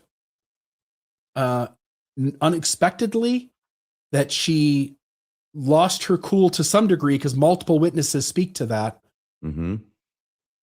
We have this moment in October 17th, 1835, Saturday 17, called my family together and arranged my domestic concerns and dismissed my boarders. That's a strange sentence because it seems to connect the domestic concerns with the dismissal of the boarders. It could be like two completely separate events, but it seems like they're together. I called my family together. We arranged my domestic concerns and then dismissed the boarders. Again, this could be a nothing, but here's what I think is interesting. When we go to the footnote for this, the footnote about this happening on this day says this. This is from the Joseph Smith Papers Project, right? Joseph Smith Papers Project. Joseph Smith was boarding men who worked in the printing shop. Ebenezer Robinson, Samuel Brannan, guy who goes to California, becomes a millionaire. W.W. Phelps. Ebenezer Robinson is the scribe for Joseph Smith, who most likely wrote down the 1838 account of the first vision, and did that part of the history of the church as the scribe. And Richard Bushman says that Rigdon and Robinson were most likely responsible for the kind of language used in that 1838 account. And then W.W. Phelps, who is just so wrapped up in early church leadership, he's always in the middle of all these events. They were apparently living in the Smith household at the time. Okay, we have people who were almost certainly in the Smith household at the time. The Joseph Smith Papers Project then wants to tell us other people who maybe were there. Phineas Young, Wilbur Denton, Joseph Smith's brother Don Carlos Smith, printers who recorded in Joseph Smith's journal, began boarding with Joseph Smith in 1833, and also may have still been living there. So now they're telling you the people that may have been there. Well, there's a person that lives here that the Joseph Smith Papers Project doesn't even want to tell us is living here. Who would that be, RFM? Fanny Alger, I think. Fanny Alger. She doesn't even get mentioned as a possibility, huh? Doesn't even get mentioned as a possibility. When she's a definite. I find that strange. almost like they don't want you to know which female children are living in that home or might have been the ones dismissed. Is there anything before this entry or after this entry that sheds any light on this otherwise cryptic passage? No, there are other entries. They don't have anything to do with this entry. So no. But I do find it interesting because this is at least within the timeline of late 1835 and then 1836 when this whole fallout would have happened. And again, we have whenever this event got initiated, according to Levi Hancock or Mosiah Hancock, 1833, we have whenever Emma got pissed and there's some smoothing it over, 1835, maybe 1836. And then we have this larger fallout that happens that runs into 1838 and on. But this event is lasting not a day or a week or a month. This is at least several months and maybe even a year or more. Would not some people at least ask the question, if there's an issue with Fanny Alger and it's causing a disruption in the family, why does Joseph Smith need to dismiss all of his boarders? Yeah. But then I think that's answered by the fact that Joseph Smith is always doing these kinds of entries in cryptic wording anyway. And if there is some major issue, it might benefit Joseph to send everyone but the immediate family away. It does say who he was boarding. I wonder if this cross-references with any of these other men's writings, if they have them, of the boarders. Like, Joseph Smith threw me out of the house today. I mean, it could be that these guys are just like, staying there, but they're not paying their rent and what they're supposed to be paying. They finally had enough of it and got rid of them all. Yeah. And by the way, Dan Vogel in the comments is just noting, let me find it here. What does Dan say? Well, he's talking about the previous thing we were talking about. I think it was spiritual wifery type of marriage, nothing like Nauvoo polygamy. And then Dan also says we shouldn't think that there was only one kind of polygamy. Joseph Smith's and Brigham Young's were different. And I thought there was one. Is spiritual wifery more of a thing where you don't actually have a ritual? You just sort of say, hey, we're spiritually married, and maybe we're married in the premortal existence, like Chad and Lori used to say about each other. Yeah, John C. Bennett was a close friend of Joseph Smith's for a time. And John C. Bennett was in trouble for doing what he said was what Joseph Smith was doing. It was given different language, it maybe at least, to separate it from what Bennett was doing, to make it seem like it was some higher level of stuff going on. But maybe it was just spiritual wifery, as Vogel suggests. Well, I remember 9 years ago and doing some research and being surprised that Joseph Smith and his associates called it spiritual wifery from time to time as well. Yes. It wasn't always John Bennett using that phrase. No. Right. Correct. Okay. I was led to believe by the apologists that it was only John Bennett who used that phrase. So I was quite surprised and interested to see Joseph Smith using it as well. Yeah. So this may mean nothing. It could mean something, but I will at least note it's strange that what is mentioned is all the grown adult men working in the Smith home. Mm-hmm. What is not mentioned is any of the children that aren't members of the family who are living in the home. Well, of course, the interesting part about this is if it is correct, if this does apply, in other words, to Fanny, then we know when it happened. Probably the night before on Friday night in the barn. And called my family together and arranged my domestic concerns and dismissed my boarders. A little cryptic, which Smith did from time to time when he wanted to make sure events were written down, but not written in a way that anyone else would know what was going on.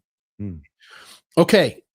Here is just an image of that Smith home where this all would have taken place. RFM, do you want to read that top part? This is a little cool little thing that's in here.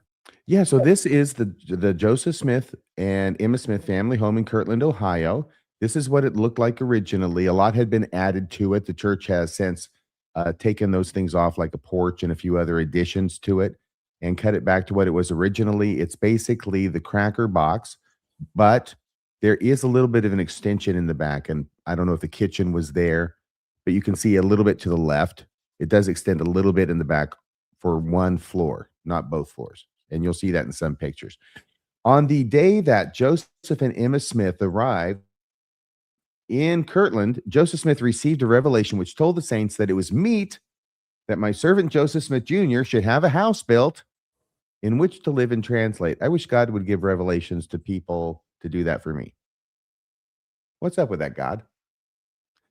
Doctrine and Covenants 41:7. In late 1833, after more than 2 years in the area, Joseph and Emma finally moved, took them long enough, with 2 young children into their home, which had been built with the help of family, friends, and church members.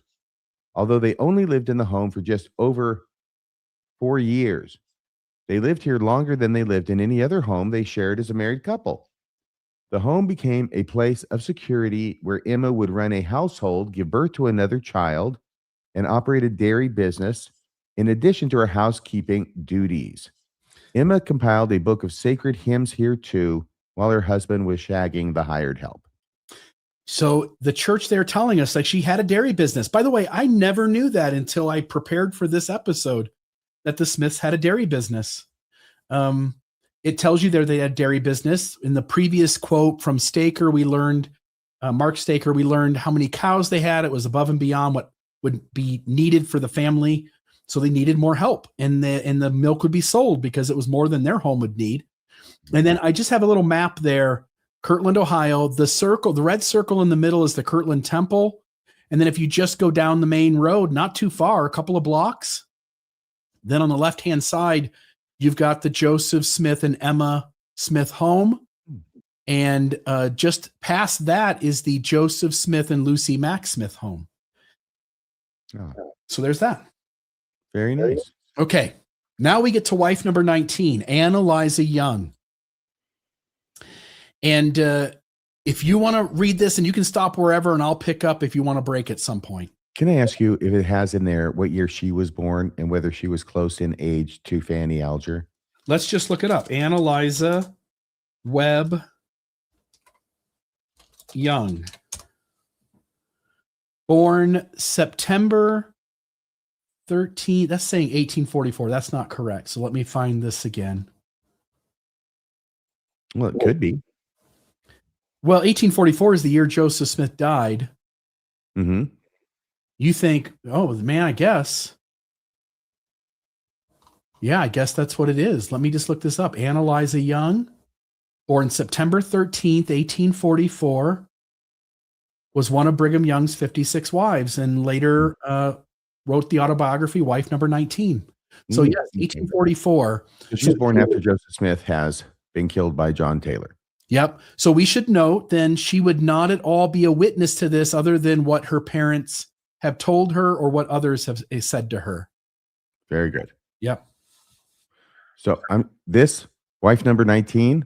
Yeah. Yep. This whole thing. And then you can stop wherever or read the whole thing if you want to.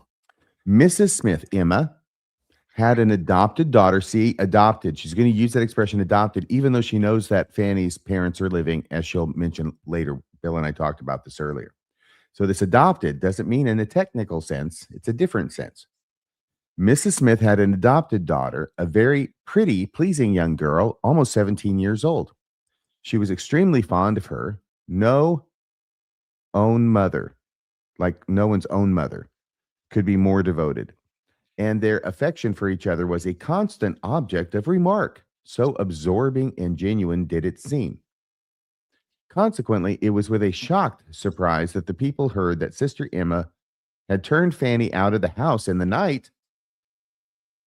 This sudden movement was incomprehensible, since Emma was known to be a just woman, not given to freaks or caprices, and it was felt that she certainly must have had some very good reason for her actions.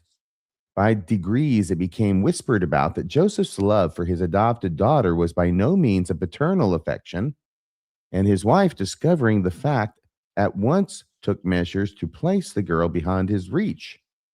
So Joseph went all Woody Allen. on Fanny.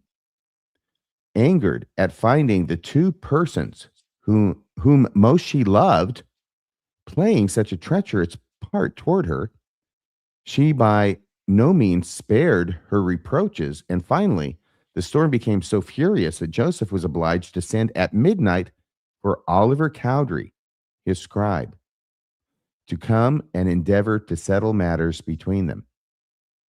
For once he was at his wit's end. He could face an angry mob, but a wronged woman made a coward of him at once. Well, we've all been there, haven't we? So this is interesting, though. He sends for Oliver Cowdery according to this account. If I'm in Joseph Smith's shoes, I don't know why I send for somebody else who's Oliver Cowdery in the church to calm him down unless he already knows about it. You know what I mean? Obviously, he's going to find out about it unless Joseph is just denying it and he wants, I don't know how he's supposed to calm it down. What do you think? Yeah, you and I have talked about this. I guess you could be naive. Like you said, you could be naive and go, I'm just going to deny it, and Oliver can talk some sense into her, and Oliver will believe me, and we can just smooth this whole thing over, and I can get out of this situation with people now doubting that they saw what they saw and experienced what they experienced. I'm going to gaslight them, and they're going to second guess themselves, and I'm going to get out of this situation. Maybe. There are also rumors at this time that Oliver Cowdery is practicing polygamy too. And I see that Eliza Young mentions that next. So apparently she's going from the idea that he's getting Oliver because Oliver does know about it and is actually probably doing it himself too. Yeah, I will just say that there isn't any strong evidence that Oliver is practicing polygamy. But I also think when your friends, Oliver Cowdery and Joseph Smith, have been in this endeavor from the beginning, essentially. Joseph loses trust in his first scribe, Martin Harris, over that whole 116 pages. Oliver comes in and brings, again, I'm not saying a professionalism, but he brings, compared to Martin Harris, a professionalism to the task. They become really good friends. You see each other's weaknesses. You know each other well. You and I were talking about this on the phone, that sometimes you're prone, when you know a person, to protect them a little more than you would protect a stranger. It's just human nature. And you'll also divulge more to them. Yes. And so it does make you wonder and by the way, I'll stop. You could just, for the people listening, you could go, well, maybe Oliver Cowdery wasn't there. Eliza Webb is not a super trustworthy source. She's writing this expose. We know of places where she's exaggerating. It's all hearsay. She didn't see any of it. Right. The trouble is, you'll find out as we get into this, we have multiple statements pointing to Oliver Cowdery being involved. And we have multiple statements pointing to things like Martin Harris being involved in saying things about this whole ordeal. And we have other people who were supposedly there that night to help sort all of this out. So we'll try to make sense of that as we go along. I only say that so you're looking for it, listening for it. But back to the story, imagine being caught in an affair in the barn with the maid girl. Imagine how irate the person discovering that could get. And you might feel like it doesn't matter if I risk that other person coming to see who I really am. I need someone to de-escalate this situation. What does the old proverb say? It's better to dwell on the rooftop with an angry and contentious woman. I think if better to dwell on the roof than with an angry inside. Yeah. Yep. Okay. Yep. My point being is that I've seen situations, I've heard of situations. I can imagine how irate Emma is. And he may have felt like it doesn't matter at this point. I need someone I trust to help me de-escalate this situation. Very good. I was just looking that up. It looks like it's Proverbs chapter 21, verse 9. Yep. Better to dwell in a corner of the housetop. Boy, I didn't know this one, Bill. Than in a house shared with a contentious woman. How come you have that one memorized? Yeah, well, Okay, I'll continue with the story. The scribe, Oliver Cowdery, was a worthy servant of his master, Joseph Smith. He was at that time residing with a certain young woman, and at the same time, he had a wife living. He had taken kindly to Joseph's teachings, although he by no means coveted publicity in the affair. And after seeing Mrs. Smith, Emma's indignation, he dreaded exceedingly lest Mrs. Cowdery should discover that he was practicing his new religious duties with another woman. The worthy couple, the prophet and his wife, no, the prophet and his scribe, the worthy couple, were sorely perplexed what to do with the girl, Fanny, since Emma refused decidedly to allow her to remain in her house. But after some consultation, my mother, that's Clarissa. No, that's who is this? And this would be Eliza Jane Webb. Okay, thank you. But after some consultation, my mother offered to take her until she could be sent to her relatives. So this would have been like 10 years before wife number 19 was born that her mom did this. So she would have heard about it from her mom and or her dad. Although her parents were living. You see, that's where we know that she's not an orphan, okay?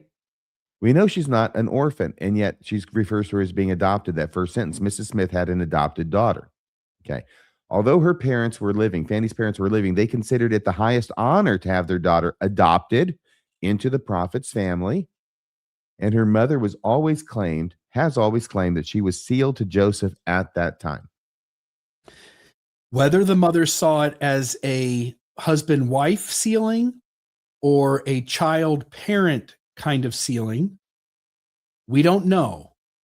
What we do know is that Fanny Alger's mother seems to accept the relationship as approved by God. And I was listening to John DeLynne's conversation with John Turner yesterday, and Turner makes the point, like, what other option does a mother have? I mean, if you don't see this relationship as condoned by God, then now what are you left to think of your daughter who's doing this thing? So you sort of have to think that way. But again, I will note, Eliza Young is a critic of the church, and she is acknowledging that the narrative has it with Fanny being sealed in some way to Joseph Smith. So again, this would add credibility that Mosiah Hancock is right, that a sealing did take place. But again, apologists, if you do that, you have to accept 1833 as the seal or as the relationship date for when it starts. Okay, that's that. 17 years old. That happens in multiple sources. I want to note that there's multiple sources that say she was 17 or about 17 years old. This is the first instance we hear about Oliver Cowdery called in to calm things down. We will get other sources that say that. I'm just glad that Emma was not given to freaks. Yeah, yeah. Is this the one with caprices or whatever it was? Yeah. Emma was known to be a just woman, not given to freaks. Yeah. Who knows what the freaks would have done with her? Right. Or caprices. Right. And then just what we just said, Fanny's parents consider it the highest honor to have their daughter adopted into the prophet's family, and Fanny's mother always saw it as a sealing. Okay. Now we get to the Book of Commandments 101, Statement on Marriage, and you've said this so many times. And what I've also said is it's the Doctrine and Covenants. That's right. I'm sorry. I should change that. It's okay. Okay. Because I know we talked about it. I get this mixed up in my head because this is the very moment where the Book of Commandments is being switched over to the Doctrine and Covenants. Yes. And there is a meeting that happens where a bunch of the former Book of Commandments are being brought into a meeting to be approved for the future Doctrine and Covenants. And something really interesting happens at this meeting. During the proceedings, W.W. Phelps and Cowdery presented two additional documents. So they had agreed upon this stack of stuff that was the Book of Commandments and whatever else they've agreed on. And we are going to sustain this to become the Doctrine and Covenants. And then Oliver Cowdery and W.W. Phelps come into the meeting and say, oh, we're also going to add these other two things in. And one's a statement of the church on marriage, and the other one's a statement of the church on the proper role of government. Yes. Here's also an interesting thing. Look at that box down below. Joseph Smith and Frederick G. Williams are absent. And what? Yeah. This is a pretty important thing, isn't it? I mean, 1833, you've got the predecessor to the Doctrine and Covenants. You have the Book of Commandments. There aren't a lot of them because they destroyed the printing press, and Joseph Smith waited, what was it? I guess a few years before he decided to do the same thing. But it gets destroyed. So now they're going to do it again. I think they're going to publish it in, they definitely are, in Ohio instead of anywhere else, like down there in Zion in Missouri, because they've already been kicked out of there, at least out of that county. So they're going to have it published up in Ohio. Let me know if I get any of this wrong. And this is the Doctrine and Covenants. It's the first edition. It's 1835. Joseph Smith is finally now successfully publishing a collection of the revelations he has received from God. And when it comes time to sustain it as being scripture, he's not there. What's up with that? And why is it that Oliver Cowdery and William W. Phelps are bringing in 2 additional articles at the last minute? Yeah, we talked about this August 1835. I'm just going to type this in because I didn't put this in the slideshow and I meant to. But we know where Joseph Smith was and why he went there. Where was he? He goes to Michigan to visit the saints. That must have been important. What was going on up in Michigan that he had to get up there?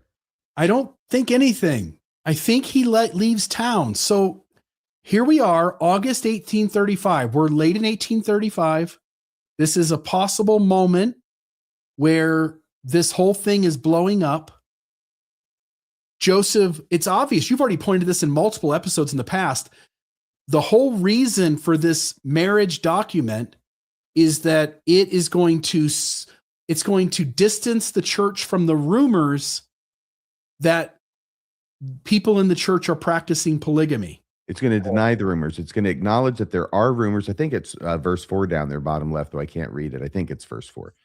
They're going to say, inasmuch as this church has been reproached with these allegations about fornication and plural marriage, we're going to hereby say right now we're not doing any of that stuff.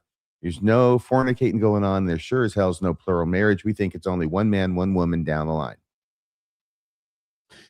Yeah. So so whatever those rumors are, and Dan, by the way, I'll acknowledge this. Dan says, I think the section on marriage has to do with the Morley family. Isaac Morley, who is at the Lima dedication where Fanny shows up. The Morley family communal group, which had all things common, including wives. Mm-hmm.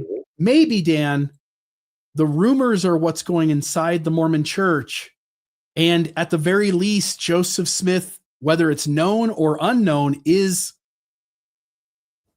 approaching Fanny Alger and perhaps others at this time.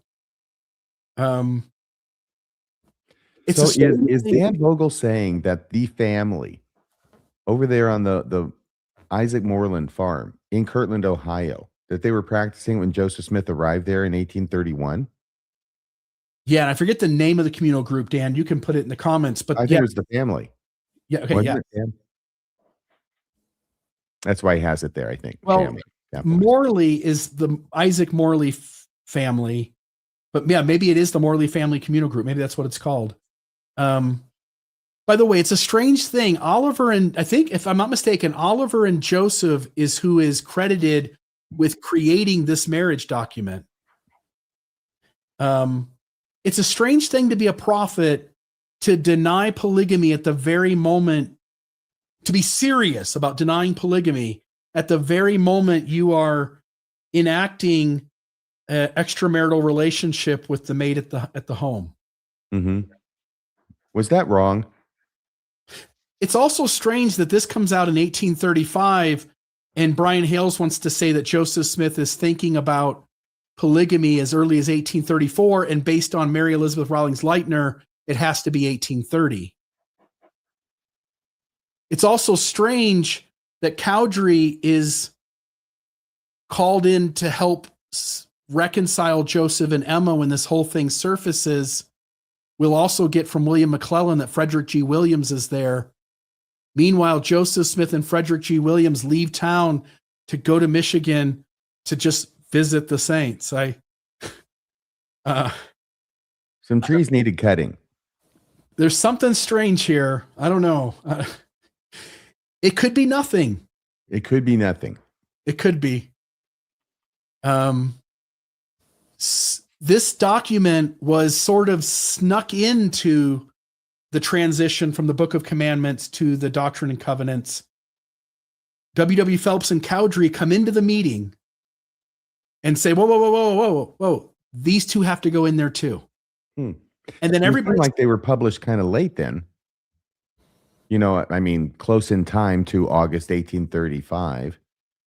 And maybe not something that, I don't know, dates back as early as Kirtland. I know they're in Kirtland, but in other words, unless the Moreland farm and the family is still practicing polygamy even in 1835, or plural wives, or they joined the church in like 1831. Yeah, very early. So I don't know.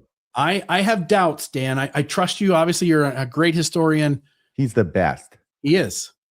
But I have some skepticism. The other thing, too, is you have to think about this document's going to get sustained by everyone in the room. Joseph doesn't have to sustain it, even though he doesn't even have to vote present. No. He votes absent. Yeah. So he doesn't have to sustain it. So if in his mind this was ever in a future moment going to be used against him, he could wiggle out of it by saying, like, I didn't do that. I was out of town and Cowdery brought this forward. And we already know because of the Cowdery incident in 38, where he gets excommunicated for bringing these allegations, that Joseph will burn a friendship to the ground to save his rear end. Yeah. And I just got to say, when I look at the description of what happened at this meeting, and it's a church meeting and the membership is there and it's presented for their sustaining vote, and everybody's up there talking about how wonderful these revelations are and they're better. The best thing since sliced bread. I just can't believe Joseph would miss that. I mean, all I can say is whatever is going up in Michigan must have been really important. This is his moment to shine. Yeah. Following, the committee was appointed by a General Assembly of the Church in Kirtland, September 24th, 1834, instructing the writers of said book. The committee was nominated. This is a big deal. They went through a lot of work to have this moment where the top leaders of the church get together to transition from the Book of Commandments to the Doctrine and Covenants. And Joseph Smith and Frederick G. Williams, who we'll learn is at least alleged to have also been there with Cowdery to smooth over this whole thing, is out of town. Yeah. Well, I'm sorry he wasn't there to participate. Then we get to McLellin. And now, this is an original apostle, correct? Yep. William E. McLellin. This is his conversation with Joseph Smith III, informing him of his, McLellin's, conversation with Emma. So Emma is Joseph Smith III's mom. Joseph Smith's wife, yes. Would you like to read this one? Yes, I would love to. So this is William McLellin writing to Joseph Smith III, who has since, or at least I don't know when the date of this is, it says 1872. So he has since become the president of the RLDS Church, the Reorganized Church of Jesus Christ of Latter-day Saints. I think that was in 1860 when that happened, and it was officially organized, so I could be wrong about the year. Anyway, so now William McLellin's writing a letter to Joseph Smith III. By the way, of course, Emma has now stated publicly, like was said earlier, that Joseph Smith never practiced polygamy. Okay, which shocked. Who was it? Was it it was that Eliza Webb, right? Who was shocked that she would say that because she knew perfectly well that he did, but she's had trouble enough, so she's not going to judge her. William McLellin writes, he called in Dr. Williams, Oliver Cowdery, so that's Frederick G. Well, you read the whole thing. Oh, That- yeah. I'm that's sorry. the important part, but I think the whole thing needs to be read. Oh, okay. Now, Joseph the third. Joseph, I will relate to you some history and refer you to your own dear mother for the truth. Because, of course, Joseph Smith III, the son of Emma, believes his mom, that his dad didn't practice polygamy, and that becomes one of the dividing points between the organized church, one of the reasons they get created, really, as opposed to the LDS church, which continues polygamy. So now, Joseph, I will relate to you some history and refer you to your own dear mother, Emma, for the truth. You will probably remember that I visited your mother and family in 1847 and held a lengthy conversation with her, retired in the mansion house in Nauvoo. I did not ask her to tell, but I told her some stories I had heard. So I'm not asking you, Emma, what the stories are. I'm going to tell you the stories I've heard. I'm going to ask you, is this true or not? But I told her some stories I had heard, and she told me whether I was properly informed. Dr. Frederick G. Williams practiced with me in Clay County, Missouri, during the latter part of 1838, and he told me that at your birth, your father committed an act with a Miss Hill, a hired girl. So now, Apostle William McLellin is saying that Frederick G. Williams, who was in the first presidency, okay, told him in the latter part of 1838 that at your birth, Joseph the third, at your birth, your father, Joseph Smith Jr., committed an act with a Miss Hill, not Miss Alger, Miss Hill. Yeah, I want to stop here. Again, Dr. Frederick G. Williams, we will learn when he gets to the Fanny Alger case, is called in with Cowdery and with Rigdon to smooth over this whole situation. Frederick G. Williams was also the guy who was absent with Joseph Smith when they go to Michigan to just visit the saints. Oh, okay. So Frederick G. Williams, very, very high up. He's very close to Joseph Smith in the first presidency, as I mentioned.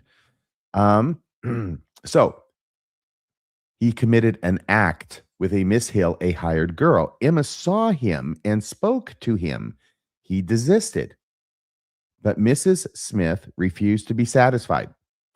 He called in Dr. Hey, I'm not doing it anymore. What's the problem? He called in Dr. Williams, Oliver Cowdery, and Sidney Rigdon to reconcile Emma, but she told them just as the circumstances took place, or described what she saw, I guess. He found he was caught, Joseph did. He confessed humbly and begged forgiveness. Emma and all forgave him. She told me this story was true, 2 exclamation points. Again, I told her I heard that one night. So in other words, he's told this whole story that he heard from Frederick G. Williams, and Emma says, yeah, that happened. Again, I told her I heard that one night she missed Joseph and Fanny Alger. Different than Miss Hill. Yes. This is not Hill. This is Alger. This is a different. I think that some people have thought maybe it's the same person, and I don't know unless they think that Joseph Smith only diddled one milkmaid. Well, we know he diddled more than one. Lucy Walker, the Lawrence sisters, the Partridge sisters. Yes. He's a milkmaid diddler. Yes. And maybe it's because nobody's been able to figure out who this Miss Hill is. I don't know. But it does appear to be 2 different people, obviously with different names. And even though it's one sentence after another, it appears to be talking about different incidents. Again, I told her that one night she missed Joseph and Fanny Alger. So this is a separate story that he's going to ask her to confirm. Who went to the barn. She went to the barn and saw him and Fanny in the barn together, alone. She looked through a crack and saw the transaction. 3 exclamation points. She told me this story too was verily true. The TOO clearly tells us that he's not messing up names and telling the same story twice. Yes. The TOO is indicating this is a second story. So he continued. Now, what he's telling Joseph is that your dad practice polygamy, and your mom knows it. And she told me she knows it when I presented her with these two stories that I heard from Frederick G. Williams, and she confirmed them both to me personally. Now, I would not have told you this had it not been for one thing. You said in your speech at Amboy, April 6th, 1860, probably when they created that church, the reorganized church. I believe, this is what he says, I believe my father was a good man, and a good man never could have promulgated such doctrines. You referred to polygamy. Now let me tell you, my dear sir, I asked your mother particularly upon this point. She said one night after she and Joseph had retired for the night, he told her that the doctrine and practice of polygamy was going to ruin the church. He wished her to get up and burn the revelation. She refused to touch it, even with tongs, like from the fireplace, I think. It says tongues here. He rose from his bed and pulled open the fire with his fingers and put the revealment, the revelation, in and burned it up. But copies of it were extant, so it was preserved. You say, I have never believed it and never can believe it. Can you dispute your dear mother? She related this to me and will, if you ask her, tell you the same thing. It made a powerful impression on my mind at the time, and I've often reflected on it since. Now, sir, suppose you could be convinced that your father not only believed in polygamy, but actually practiced it his individual self. Then what would you say and then do about it? Was he an adulterer so long ago and still a good man?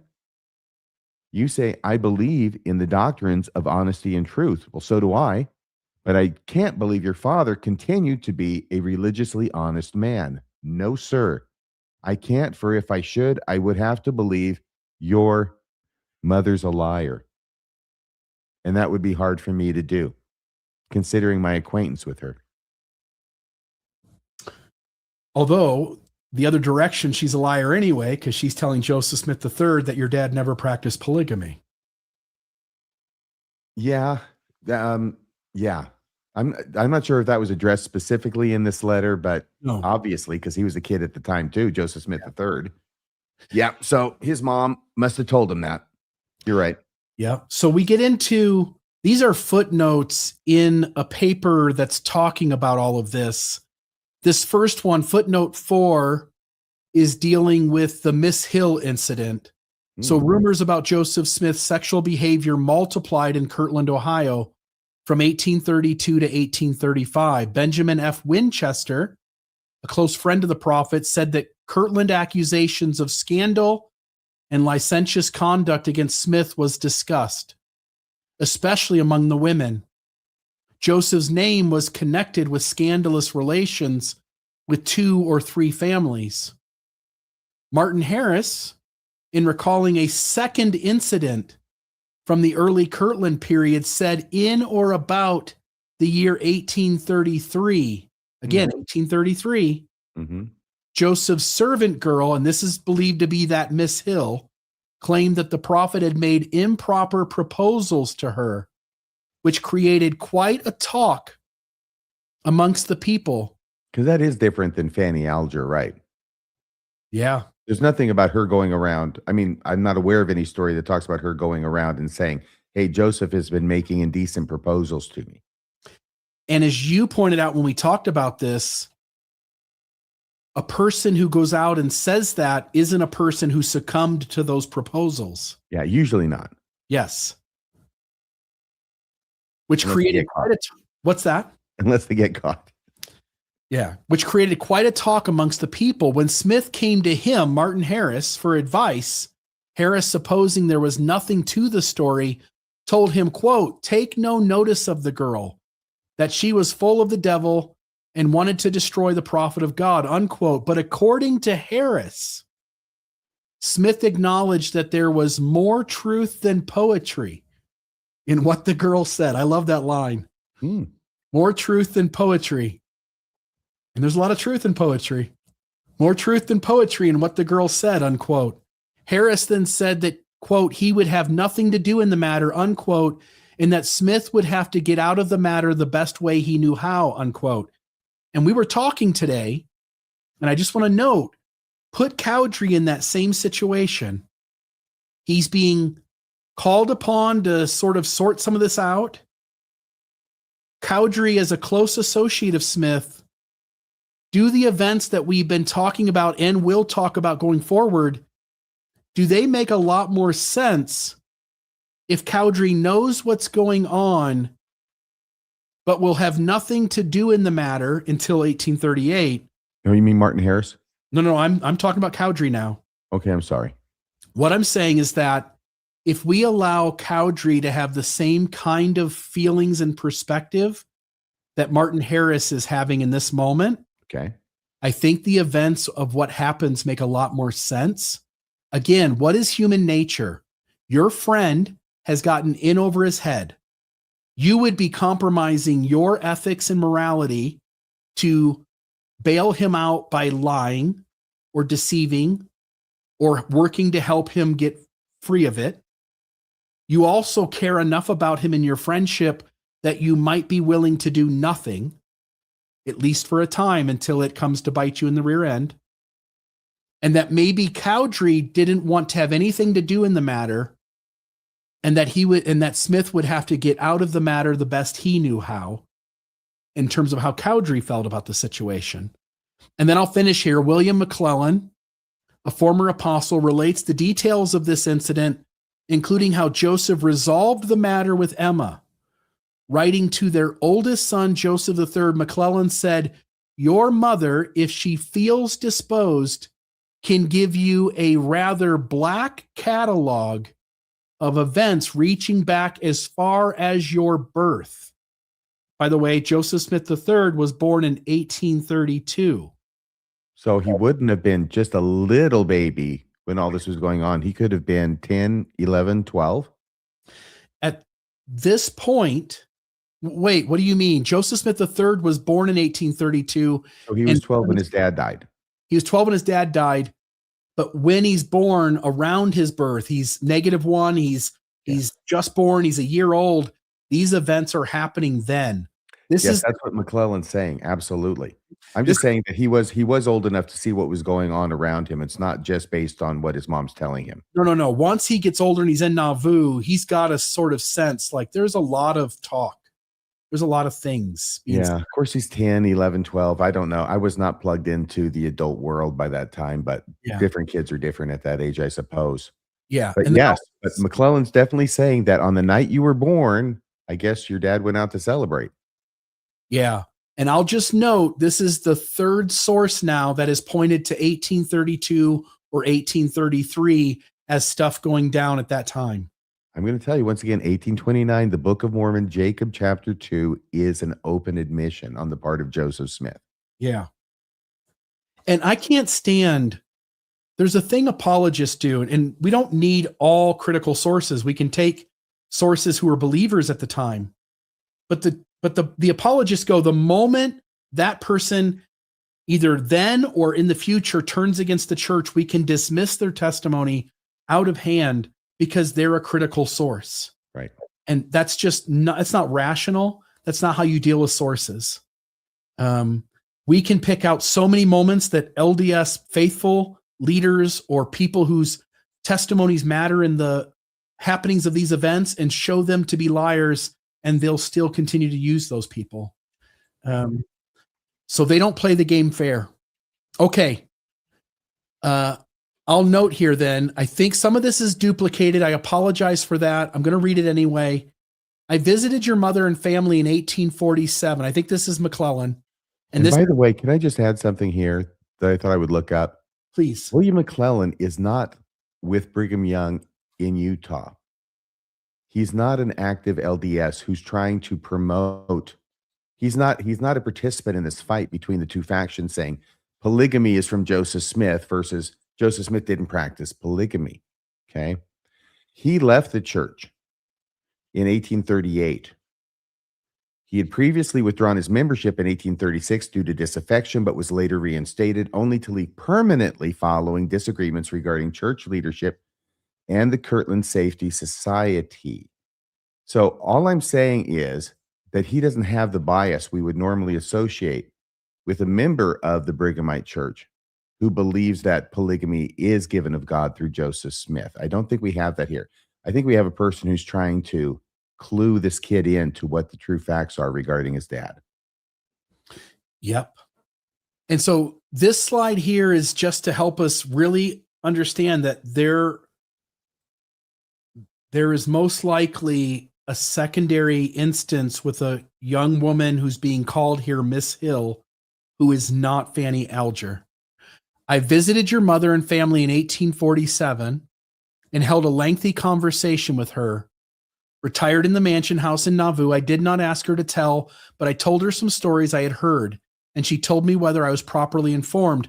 Dr. Frederick G. Williams, a member of the first presidency of the church during the time. By the way, Brian Hales admits that members of the church are hearing in 1834 that polygamy, that Joseph's having spiritual experiences and being told to practice polygamy. We'll get to other ones here in a moment, Benjamin Johnson. But we have numerous, let me say it differently. We have at least a handful of people who point to polygamy by Joseph Smith being initiated in the early 1830s. They're hearing stories. They're seeing things happen. They're hearing the rumors. And there's enough other evidence, the marriage document, various people talking about the year being 1833 when it happened with particular girls. We probably ought to just start to believe that this is happening in the early 1830s. Yeah. If not earlier. Yes. Do you know the segment I had read before, the one in the upper left-hand corner? Yep, you had read it before. Correct. I think it was on the prior slide. Yep, it in was a different format. Yeah, it's this one. Oh, it's this one here. You read this one. Yes. And it's that. I am repeating myself, but I am for sort of at least a good reason. I want to kind of hammer this home. I never repeat myself. What's that? I never repeat myself. Say it again. I never repeat myself. Okay. He told me that at your birth, your father committed an act with a Miss Hill, a hired girl. Emma saw him and spoke to him. He desisted, but Smith refused to be satisfied. That's the Miss Hill account. And then he says, and again, I told Emma, I heard that one night she missed Joseph and Fanny Alger. And then he proceeds to tell the Fanny Alger account. William McLellin is often cited as if he's describing a single incident involving Fanny Alger under different names, but that's not what the letter actually does. In 1872 letter to Joseph Smith III, McLellin lays out what he calls a catalog of events. And he then describes, he actually describes a first thing where I think is it Martin Harris maybe? Let me see. Or no, it's Frederick G. Williams. Where Frederick G. Williams says that there's several things happening and going on. Some stories I had heard. Dr. Frederick G. Williams practiced with me in Clay County, Missouri. He told me, he's talking about the Miss Hill. I thought there was another thing. Anyway, I'll move on, but there's at least the two. This letter is written 25 years after the interview he had with Emma Smith that he purports to relate, correct? Yes, but he dares Joseph Smith III. I dare you to go ask your mom. Like she'll confirm it. Like he sounds like he's pretty sure of his facts. Yeah. Yeah. And at least with Fanny Alger, they're substantiated. It's not, hey, your mom told me this 25 years ago, but don't ask her because it might, upset her. Right. All right, let me go back to this. A catalog of events. So he's telling you more than one event. He then describes two separate incidents at two separate times involving two different women. The first, dated to 1832, involves a woman he refers to as Miss Hill, a hired girl. McLellin says this incident was resolved through confession and reconciliation with Emma. Then he says again and moves to the second, later incident, and he says in 1835, involving Fanny Alger. This is the barn episode, the one connected to the language of scandal, rupture, and later disciplinary conflict. McLellin does not identify Miss Hill and Fanny Alger as the same person. That assumption comes later from modern interpreters trying to make sense of the record. And why? Like, just because we don't know about Miss Hill in our contemporary milieu, why do we need Miss Hill to not exist? That doesn't make any sense. Like, just because there's no other story about her, and we'll see, by the way, in later accounts, a mention of an orphan girl, why not just accept that he seems to be pretty accurate about the Fanny Alger story? We have other people saying Oliver Cowdery came to smooth things out. We get more of the story from other people. Let's just accept that there was a Miss Hill. Whether one accepts McLellin's claims or not, it's important to be clear about what the source actually says. In his account, there are two distinct episodes, not one. And according to McLellin, Emma said both of them were true. Yeah. And I would remember that. Again, I know Joseph had trouble remembering the whole first vision thing accurately. I get it. Memory's a tricky thing. But if I had Emma Smith confirm to me that the guy I believe to have been the prophet of God on the earth, whose religion I devoted myself to, if she had denied one story and verified the other, I would have remembered that. Okay, testimony of Fanny Brewer of Boston. I don't know why Boston's there twice. Sorry about that. Boston, September 13th, 1842. That's interesting because that's right in the middle of the Nauvoo years. Mm-hmm. RFM. So Joseph Smith is still alive. Yep. Oh, this is in that book by John C. Bennett. Yep. Yep. Jean Benet. Yeah. If you'll just read, so on the left-hand side is the page. I've got the red box around the section we're reading. If you'll read that top right red boxed area. This is represented as being her statement or affidavit. As Yeah, you published don't in this read the book. crossed off line part, just the sentence or paragraph in between that. Yeah, she writes, there was much excitement against the prophet on another account. Likewise, an unlawful intercourse between himself and a young orphan girl residing in his family and under his protection. 3 exclamation points. Mr. Martin Harris told me that the prophet was most notorious for lying and licentiousness. This is the second time that Martin Harris is mentioned as being aware of some of this and not speaking favorably about the prophet. We'll also get in the very next source, Martin Harris speaking again. She says she spoke to Harris directly. She says it's an orphan girl, and she speaks to this happening in the Kirtland era, because if you read her whole account, that's specifically what she's talking about. Mm-hmm. So I thought orphan girl, well, there's lots of orphans. There's the Lawrence sisters. There's Lucy Walker, who's a half orphan, and I could see why they would call her an orphan. Dad's on a mission. Mom has died. But that doesn't work. Fanny Brewer's testimony is dealing with the early to mid 1830s, aka the Kirtland era. Lucy Walker, as a plural wife of Joseph Smith, doesn't enter the Smith household until Nauvoo of 1842. Maria and Sarah Lawrence are also the Nauvoo period, not Kirtland. So once you understand that, the Lucy Walker and Lawrence sisters are anachronisms. It could be Fanny Alger. Some people suppose that's what this is talking about. It could also be that Miss Hill. It could. Now, technically, Fanny Alger, she's not an orphan. She's adopted into the Joseph Smith household, but she's not an orphan. Both of her parents are still living, and they're living in Kirtland, right? Yep. So you would think that a person who's close to this circumstance, as this person represents themselves as being, I think, might likely know that she has parents and would know she's not an orphan. But if she's not that close to the circumstance, she might hear she's adopted if it's Fanny and assume that she's an orphan because of that. And she's not told those details from Martin Harris. All she's told from Martin Harris, she says, Martin told me that the prophet was most notorious for lying and licentiousness. Again, if we don't defend Joseph Smith because we need to believe, if we just take this big conglomerate of testimonies about what's going on in the background, Martin Harris is saying something accurate. Joseph Smith is almost certainly being whispered among the community for lying about polygamy for sure. The old Section 101, for instance, denying that he's doing polygamy. Like, you say I have all these wives, but all I can see is but one. And that he's practicing licentiousness, and he's sleeping with various people, including underage children. Can I say this one thing here? Because there are some people out there who might very justly say, and the thought had crossed my mind as well, if this stuff is known, and I know it's not known to everybody, but it gets out and it goes like wildfire, of course. How does anybody stand by Joseph Smith as a prophet of God? How does anybody do that? How does he have any followers? Now, some leave, a lot don't.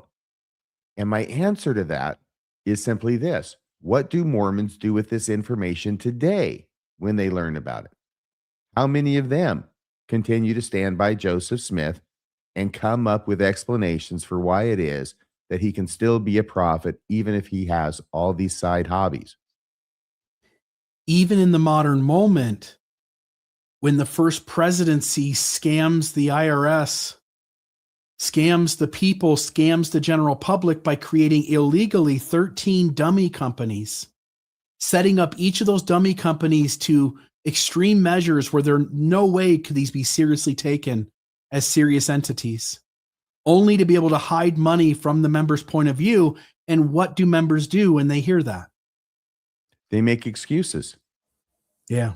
They come up with reasons that are either occur to them or are given to them by other people, which quite frequently contradict the language that's in the actual order itself. But that's not the point. The point isn't consistency with facts, and the point isn't finding out what really happened. The point is protecting the belief system so you can continue on undisrupted in your Mormon path.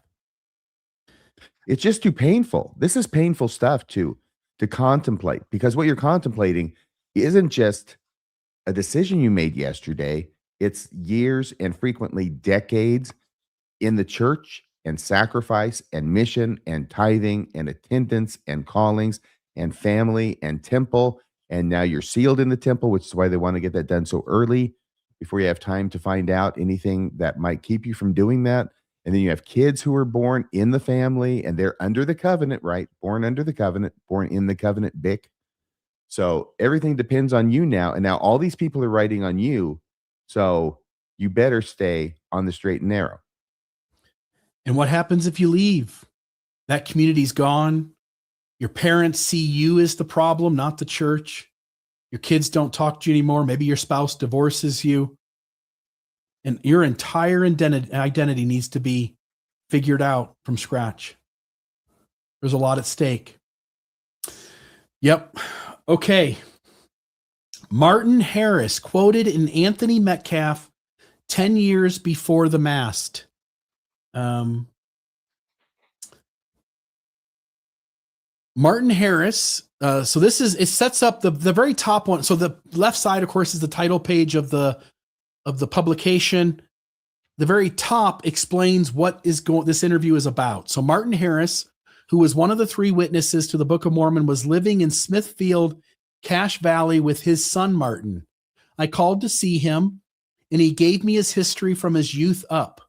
This occurred in the winter of 1875-76.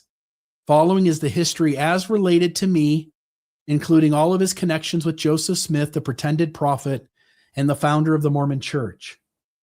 He told me all about the translating of the Book of Mormon. He said he had given $5,000 towards its publication. He said, I never saw the golden plates, only in visionary or in trance state. I wrote a great deal of the Book of Mormon myself, as Joseph Smith translated or spelled the words out in English. That's what Martin told him. Sometimes the plates would be on the table in the room, and it goes on and on. You can go look up this book and read the whole thing yourself. But in regards to this instance, Harris said that Joe Smith, he never called him Joseph in my presence, commenced having false revelations soon after, and in fact, before the church was organized. In or about the year 1833, a servant girl of, again, here's another person in a completely different place, working on a completely different project, having a completely different conversation, unconnected to all the other conversations.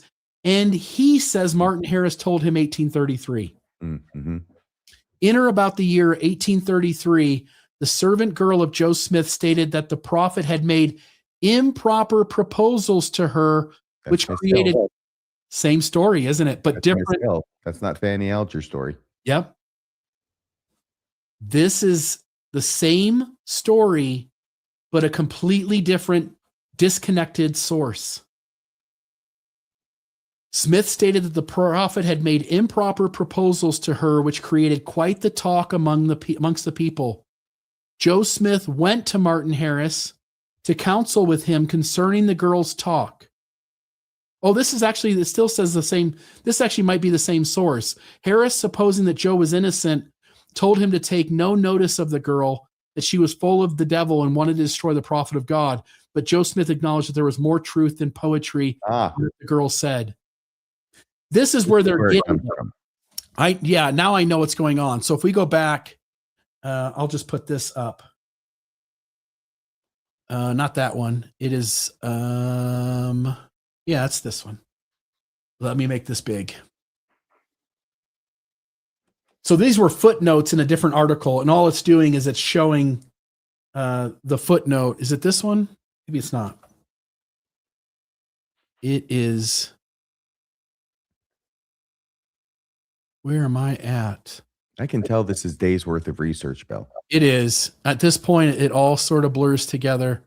I apologize for that, folks, but I do want to make sure we get this straight. And I know we read that already once, so I just want to make sure where it's at.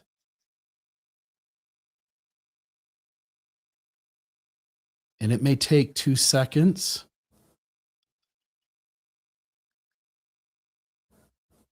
It's got to be up higher. I don't know why that would be, though. Go ahead, and I can look for it while you're talking. Yeah, you do that.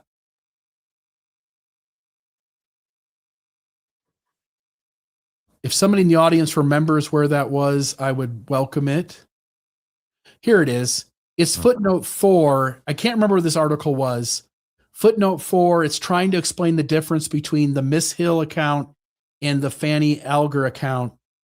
And they're using this Harris statement to show that it's connected to this earlier statement with Benjamin F. Winchester. Both of them refer to the servant girl, so on and so forth. Okay. Probably the David Golding paper.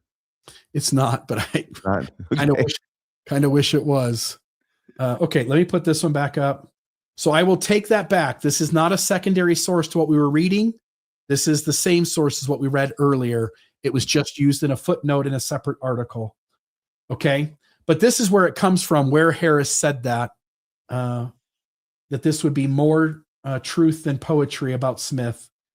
It is interesting. I mean, this guy is somewhere different. He interviews Martin Harris, and there's overlap in this story between what Martin is saying and what Benjamin Winchester is saying.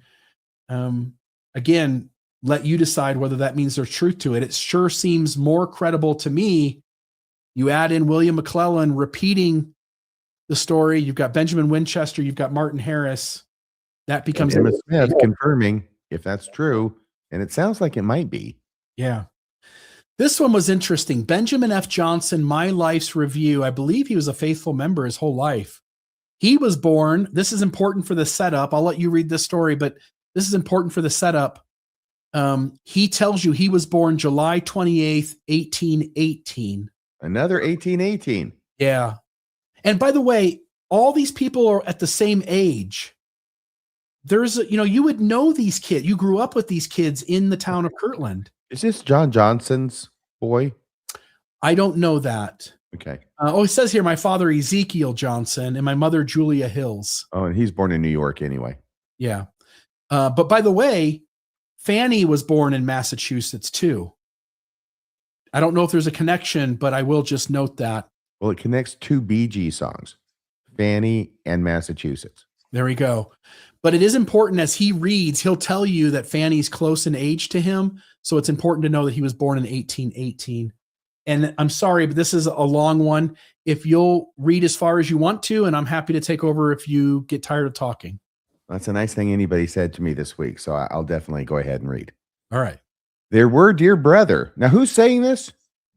I'm sorry, I lost track. That's okay. This is Benjamin F. Johnson. Yep. I think Benjamin F. Johnson is talking to his brother, but he could be talking to like a brother so-and-so in the church.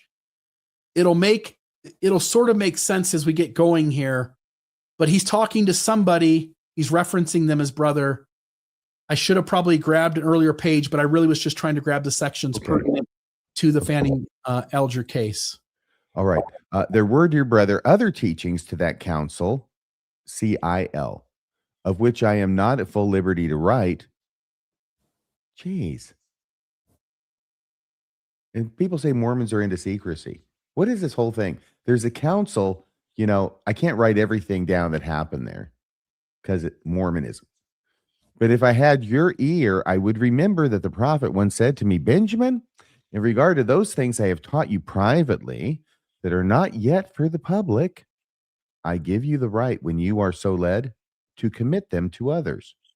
For you will not be led wrong in discerning those worthy of your confidence, like I did with Miss Hill.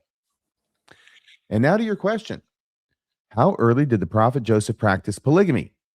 I hardly know how wisely to reply. I hardly know how wisely to reply to a question. How early did the prophet Joseph practice polygamy? You think it would be easy. It's not. For the truth at times may be better withheld, he says. But as what I am writing is to be published only under strict scrutiny of the wisest, I will say that the revelation, D&C 132, to the church at Nauvoo, July 21st, 1843, that's the date it was given, on the eternity of the marriage covenant and the law of plural marriage, that revelation was not the first revelation of the law received and practiced by the prophet. In 1835, at Kirtland, I learned from my sister's husband, Lyman R. Sherman, who was close to the prophet, and received it from him, that the ancient order of plural marriage was again to be practiced by the church. This at the time did not impress my mind deeply, although there then lived with his family a neighbor's daughter, Fanny Alger, i.e. Fannie, a very nice and comely young woman, about my own age, toward whom not only myself but everyone seemed partial for the amiability of her character, and it was whispered even then that Joseph loved her. After this, there was some trouble with Jared Carter. Remember him from the Ouija board baptisms? There was some trouble with Jared Carter. And through Brother Sherman, I learned that as he had built himself a new house, he now wanted another wife, which Joseph would not permit.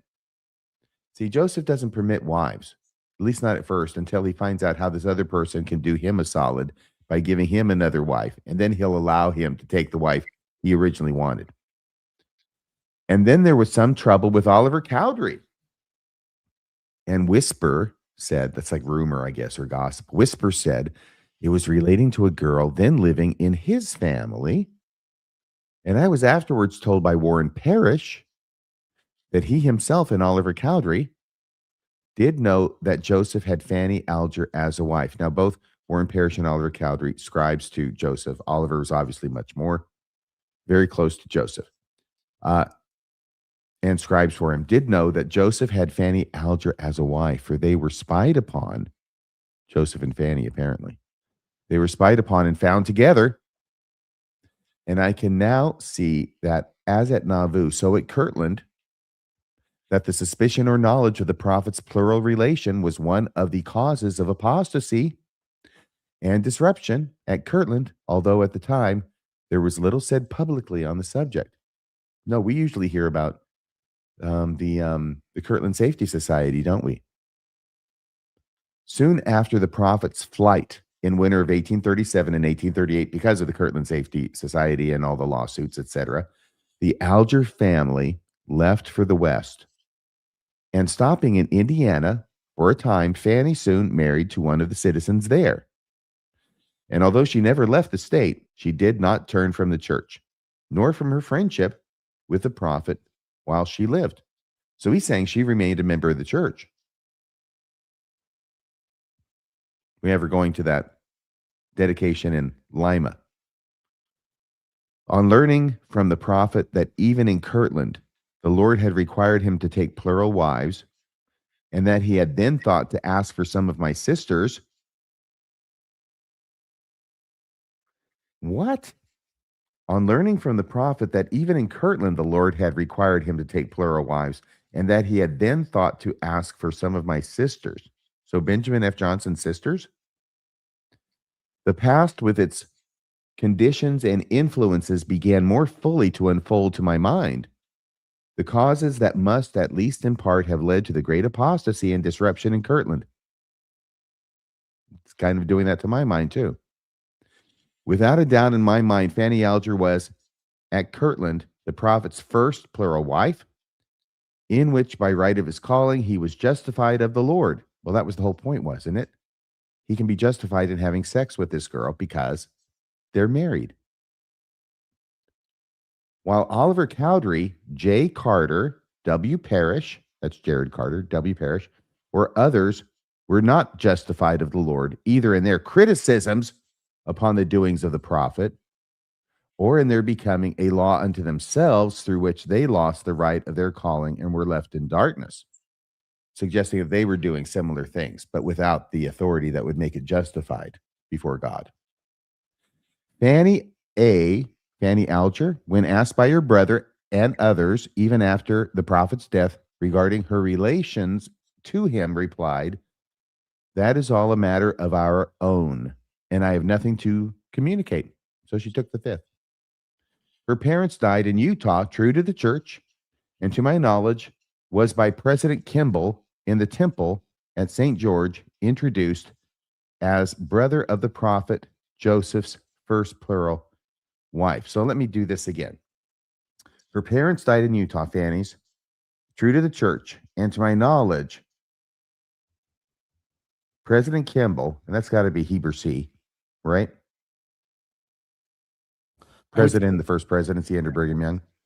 President Kimball in the temple at St. George introduced as brother of the prophet Joseph's first plural wife. He doesn't name it, but I think what he's saying is that the brother of Fanny Alger was introduced as the brother of the prophet Joseph's first plural wife. It's interesting here. He says that what happened was that Fanny and Joseph were spied upon and found together. That collaborates with the McLellin saying Emma spied on them and saw the whole transaction. Mm-hmm. He doesn't say Emma. Could be a separate spying on and a separate person seeing the whole transaction. But I don't think any apologist wants two of those stories. Probably not. No, it sounds like the same story. And then this is another source. I think this is our third or fourth source that says that Joseph loved her. Everybody in Kirtland knew that Joseph Smith loved Fanny Alger. Well, everybody loved her, didn't they? This is the second source talking about how great she was, and now everybody just, loved her. She was a wonderful person. Yeah, but that Joseph really loved her. Yeah, I like you. Yep. Okay. I'm going to pause here for just a second, put a cough drop in. We are at almost 3 hours. Woohoo! We probably have another hour to go. Oh my gosh. And now, you got cough drops. Can you give me one of those? I'll throw one at you. That's the middle third of this stuff. That's all the accounts going on around Kirtland. Now we get to Oliver Cowdery in the 1838, him being charged, him alleging that Joseph Smith is committing adultery, and them sorting that out by charging Oliver with apostasy for saying so. Yeah. And like slander. In other words, So he's basically telling other people by winks and nods that Joseph Smith is guilty of adultery. And then he gets called up on it, among other things, and gets excommunicated for it. Now, this happens in 1838, April, I think. This is his disciplinary hearing. Oliver Cowdery does not attend. but they have the hearing anyway. And there's some interesting language that's used during the minutes that are taken. Yep. So the first thing we get to is David W. Patten, and this will come up later. Testimony of David W. Patten, apostle. This is recorded in Far West Record, page 167. And I'll read this one. David W. Patten testifies that he went to Oliver Cowdery to inquire of him if a certain story was true respecting J. Smith's committing adultery with a certain girl. When he turned on his heel, Oliver Cowdery turned on his heel and insinuated as though he, Joseph Smith, was guilty. He then went on, Oliver Cowdery, and gave a history of some circumstances respecting the adultery scrape, stating that no doubt it was true. Also said that Joseph told him he had confessed to Emma. Also that he has used his influence to urge on lawsuits. Cowdery's telling Patten that not only did, I'm going to go over this one more time. Not only did he insinuate that Smith was guilty of adultery with a certain girl, but insinuating isn't a direct statement. It's nod, nod, wink, wink of some sort. He then went on and gave a history of some circumstances respecting the adultery scrape, stating that no doubt it was true. Also said that Joseph told him he had confessed to Emma, that Joseph had confessed to Emma, and also that he has used his influence to urge on lawsuits. Now, Oliver is urging on lawsuits because he still feels burned about all of the property stuff going on in Kirtland around the Kirtland Safety Society Bank and other matters, as you point out, where Joseph Smith encourages Cowdery to buy land and now won't let him sell it. Right. Along with all the other members, buy up the property in Jackson County so we can own it. And then they get thrown out of the county. And now what do we do with all that land? Yeah. Well, we can't. We want to sell it, right? But God says, no, you can't sell it because you're going to go back and you're going to reclaim those lands. It just never happened. Yeah. Thomas Marsh testifies that while in Kirtland last summer, now Marsh is the one who is facilitating this disciplinary court. He's in charge. In fact, Joseph Smith put him in charge of this disciplinary court to go after Cowdery for making allegations against Joseph Smith, who put Thomas Marsh in charge. Okay. Thomas Marsh testifies that while in Kirtland last summer, David W. Patten asked Oliver Cowdery if he, Joseph Smith Jr., had confessed to his wife that he was guilty of adultery with a certain girl, when Oliver Cowdery cocked up his eye very knowingly and hesitated to answer the question, saying he did not know as he was bound to answer the questions, yet conveyed the idea that it was true. In other words, I don't really want to answer it, but I'm going to answer it in a way that you can't hold me accountable to it. I'm going to wink at you. I'm going to raise my eye, and you're going to know that what I mean by this is it's true. Last fall, after Oliver came to this place, he, David Patten, heard a conversation take place between Joseph Smith and Oliver Cowdery. So Patten's in the room. Joseph Smith and Oliver Cowdery are also in the room. When Joseph Smith asked him, Oliver Cowdery, if he had ever confessed to him that he was guilty of adultery, when after considerable winking, Patten's telling you that he's overhearing a conversation with Cowdery and Smith, and that when that question is asked, they are winking at each other in a way as to signal, like, this is where you don't tell the answer you think you should tell. Say the other thing.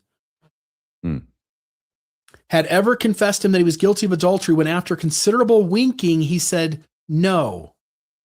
Joseph then asked him if he had ever told him that he confessed to anybody, when he answered no. And this becomes quite a bone of contention. I am left a bit curious as to why. I mean, the first paragraph is David Patten testifying, right? So why does Thomas B. Marsh then have to testify about what David W. Patten experienced in the second paragraph? Yeah, I think as each person's leaving their testimony, Marsh is telling you what Patten told him. Here's my testimony of what Patten told me. Patten leaves his testimony at a different moment about what he personally experienced. Okay. Joseph Smith Jr. testifies that Oliver Cowdery had been his bosom friend. Wait, Joseph Smith wasn't in Michigan for this? Joseph Smith wasn't in Michigan for this. This becomes a big deal. Joseph Smith Jr. testifies that Oliver Cowdery had been his bosom friend. Therefore, he entrusted him with many things.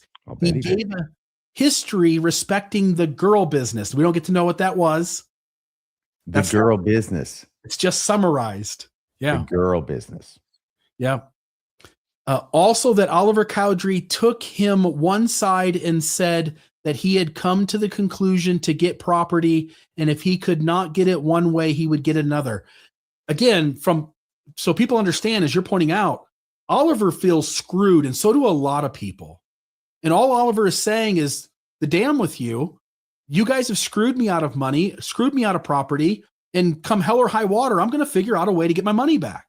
And also what he's saying is, I have property. It's not making any money. It's just sitting there and we can't get to it. So I want to sell it, and I'm going to sell it in spite of you, Joseph, and your revelation saying that I can't sell it. Because guess what? I'm an American citizen. I have a right to property, and I can sell it as I wish. And that's one of the conflicts that goes on. Yeah. This becomes more Joseph important. Smith, I think, makes it sound worse than it probably was. Yeah. Yeah. Again, when your friend screws you, you have a right to try to get your money back in ways that aren't evil or illegal. He just wants to sell his own freaking property. It's his property. It's in his name. Yeah. And when I say Joseph makes it sound worse than it was, I mean in the language he attributes to Oliver hereafter. It's important as we move forward to realize that Joseph Smith has had a chance to address the filthy, dirty, nasty scrape. Well, he gave a history respecting the girl business. Yes. Okay, so get the property one way or another, God or no God, devil or no devil, property he must have, and since that he has dealt dishonest with him, that he has taken a printing press and type from Kirtland, for which he was to give up some notes, which he had against Joseph Smith Jr. and Sidney Rigdon, which he did not do nor had to this day. He has some promissory notes from Smith and Rigdon. He's owed a certain amount of money. He takes some things as like collateral towards those notes. He probably feels that those notes haven't been paid back in full. Hence, he doesn't want those notes turned over and destroyed or held against him when he hasn't gotten all of his money back to make up for the things he's lost. And this is just Joseph Smith's word for it. Maybe it's true, maybe it's not. But Joseph Smith is one of the worst slanderers that I've ever seen in my life. Anytime anybody crosses him, he just starts slandering the hell out of him, whether it's Oliver Cowdery or anybody else. And he starts bringing out all this stuff that has nothing to do with the issue at hand. It's a huge distraction to try and smear his character, talking about notes. He's calling him a thief, and something has nothing to do with this. So it's just like, okay, Joseph, I want to know what you said about the girl business. It's pretty, I don't know why it is they don't spell that out more. Why do you think that is, Bill? My best guess is that whenever something is done in the church that looks bad upon leaders, specifically Joseph Smith or the current prophet, we allow wiggle room for them to not have to explain themselves. Perfect example, Elder Oaks denies the electroshock hoax, and electroshock therapy. Sorry. Yes, the episode was called Electroshock. His last name is Hoax. That's what confused you. Yeah, it threw me off. We had an episode titled Elder Oaks and the Electroshock Hoax. So Elder Oaks denies electroshock therapy at BYU, says it ended before he got there, when in reality it started under his reign and continued through his reign. He's asked about it. He denies it. And then Salt Lake Tribune shows he's lying, and nobody inside the church from a believing perspective wants to hold him accountable. When the church...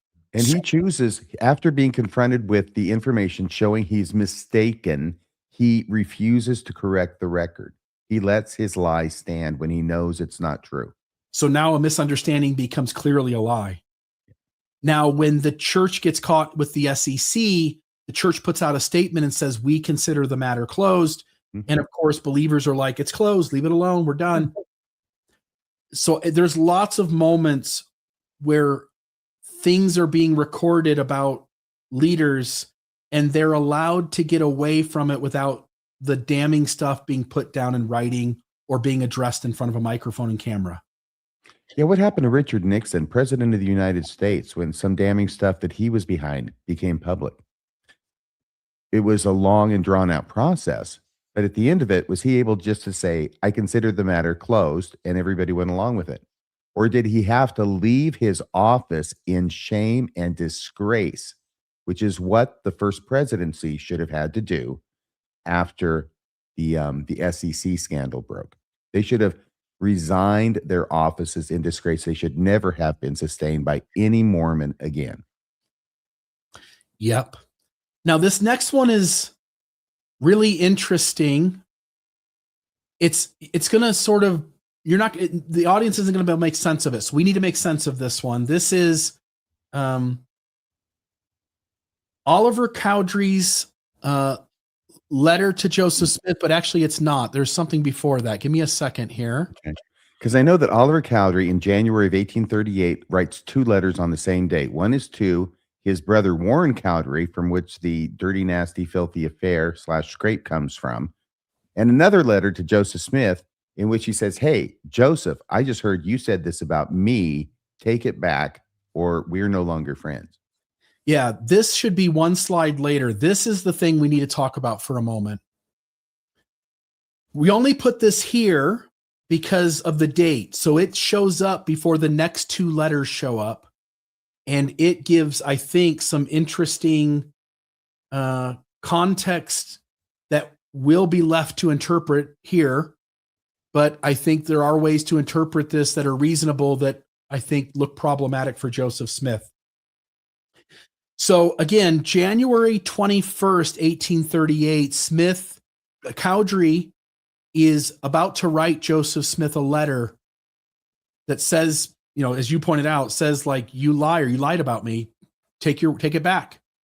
And then the same day, he's going to write his brother Warren Cowdery and say, like, there's no ifs, ands, or buts. That was a dirty, filthy, nasty scrape / affair. So we know that this whole ordeal is happening right now, because it was just a couple of months earlier when Thomas Marsh is getting testimonies gathered on the things that are going on here. And so we know that on this date, January 16th, 1838, Joseph Smith is well aware of the charges against Cowdery, Cowdery's allegations against him. And then we get this thing that happens January 16th, 1838. Do you want to read this, RFM? It says, Joseph Smith, Norton Township, Ohio.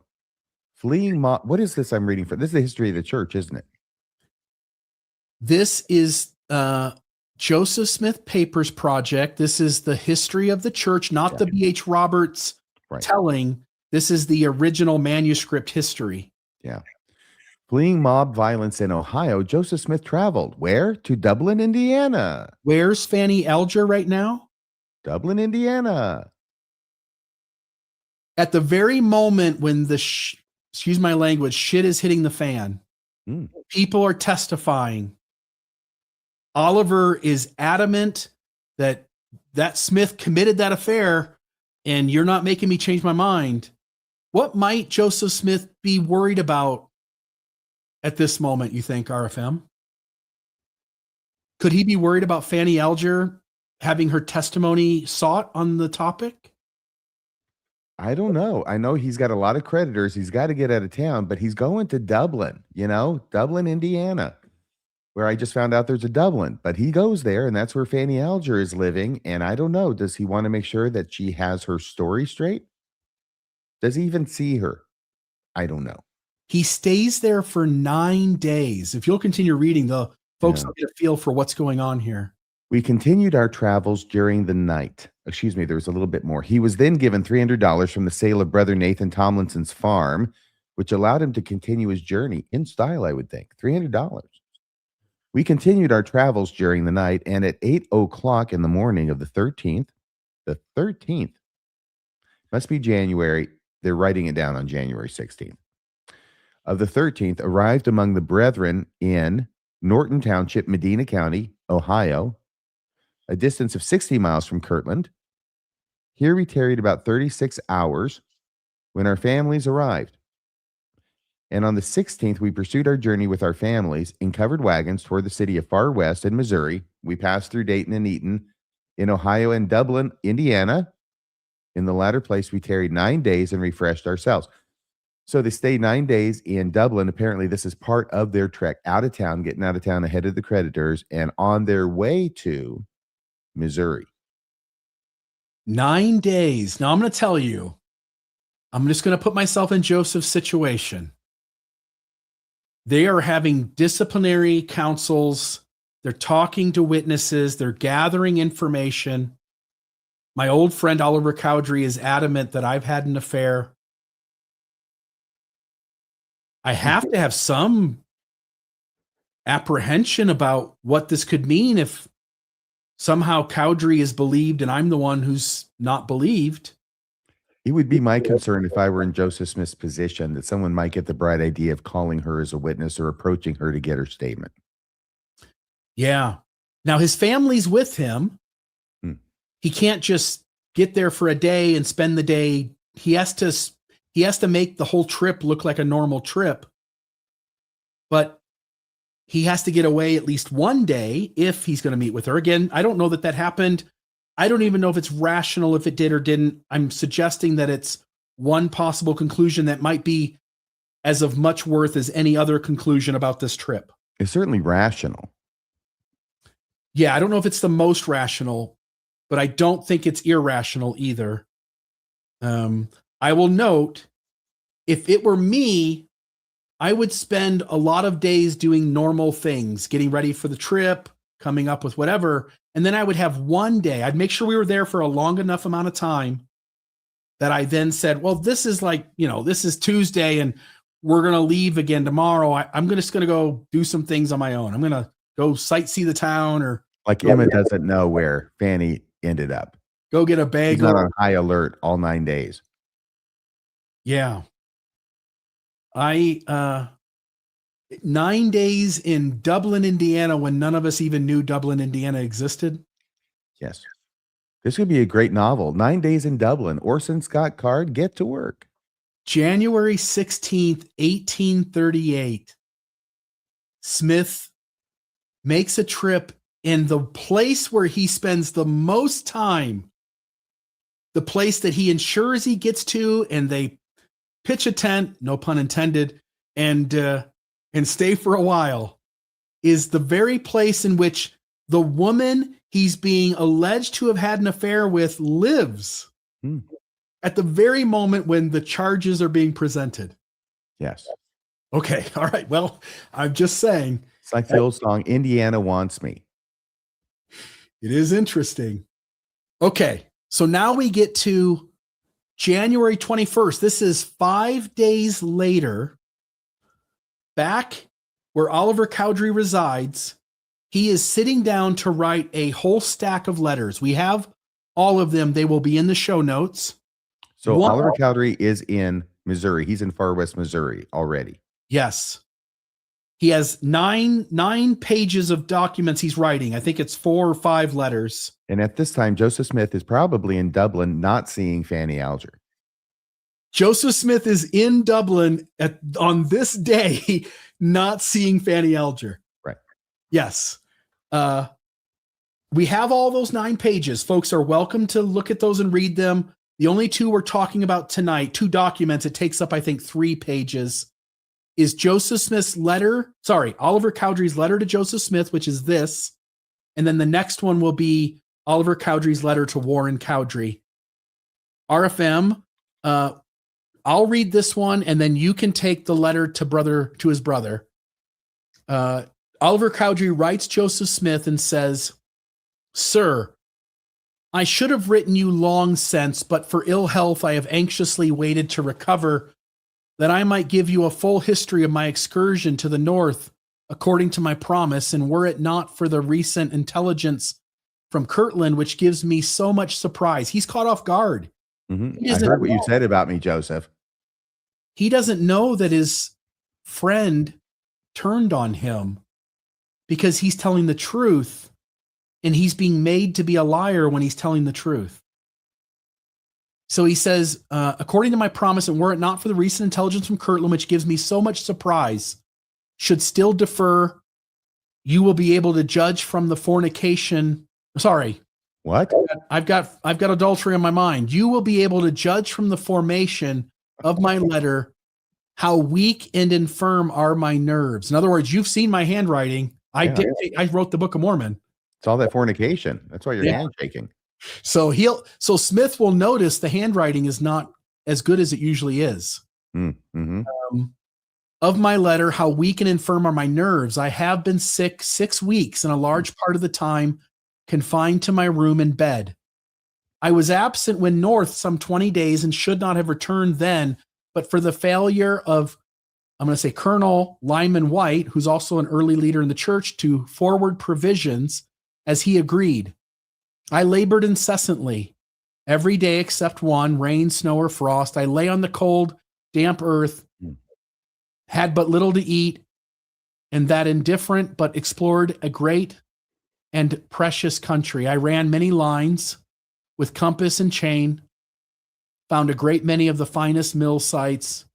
I have seen the Western country or world and made between 40 or 50 choice locations. Notwithstanding the feeble state of my health, I had previously made preparations and yet expect to start tomorrow morning to view still east of where I previously went. I want to note, there's still a level of like, you're my friend, dude, and I'm giving you the information you've asked for. I'm still doing the church work that we've talked about. I'm still hoping that there's some way that we reconcile this, that you accept me as a really good servant of God and a friend of yours, and you deal with me appropriately. And then he gets to the end. He says, I learned from Kirtland by the last letters that you have publicly said that when you were here, I confessed to you that I had willfully lied about you. This compels me to ask you to correct that statement and give me an explanation, until which you and myself are two. We are friends no more. You have besmirched me. You need to fix the record. Otherwise, we'll never be friends again. Yeah, this has been something between them for a while. You can tell. And now I'm hearing that you've told people in Kirtland that when you were here in Missouri talking to me, that I confessed to you that I'd willfully lied about you. About Fanny Alger, of course. That's what the whole thing is about. It's whole thing. Well, you know, what did Oliver say? Well, did he actually say this, or did he just wink and nod? And is that bad enough? Or all this other stuff. And then finally, it's like Joseph telling people Oliver just lied. He lied about me.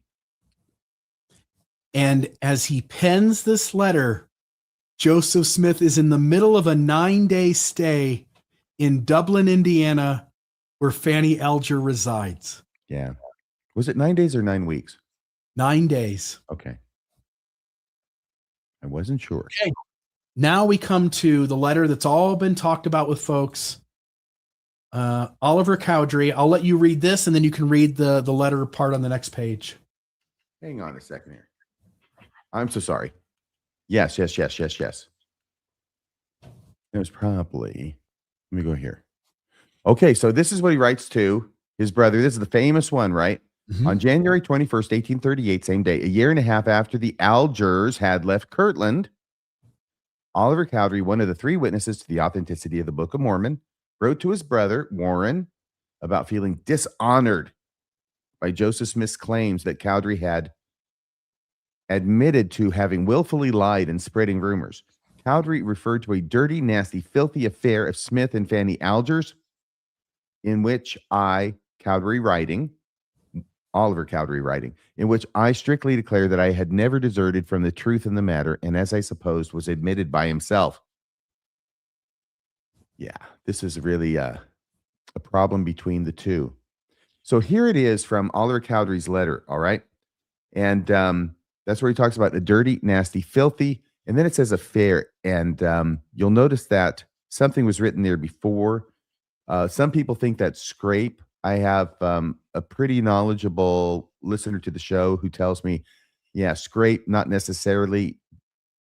In other words, some people talk about it as if scrape is a given and definitely under the word affair, when it may not be that clear and obvious. The P and the E may be correct or look like they're correct, but it's not sure what goes before them. Scrape makes sense, especially given language used at the hearing by the scribe.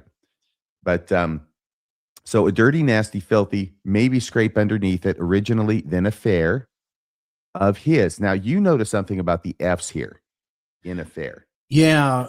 I know that in olden days, writing back and forth to people, I don't know what if it was like somehow it conserved paper or what, I don't know.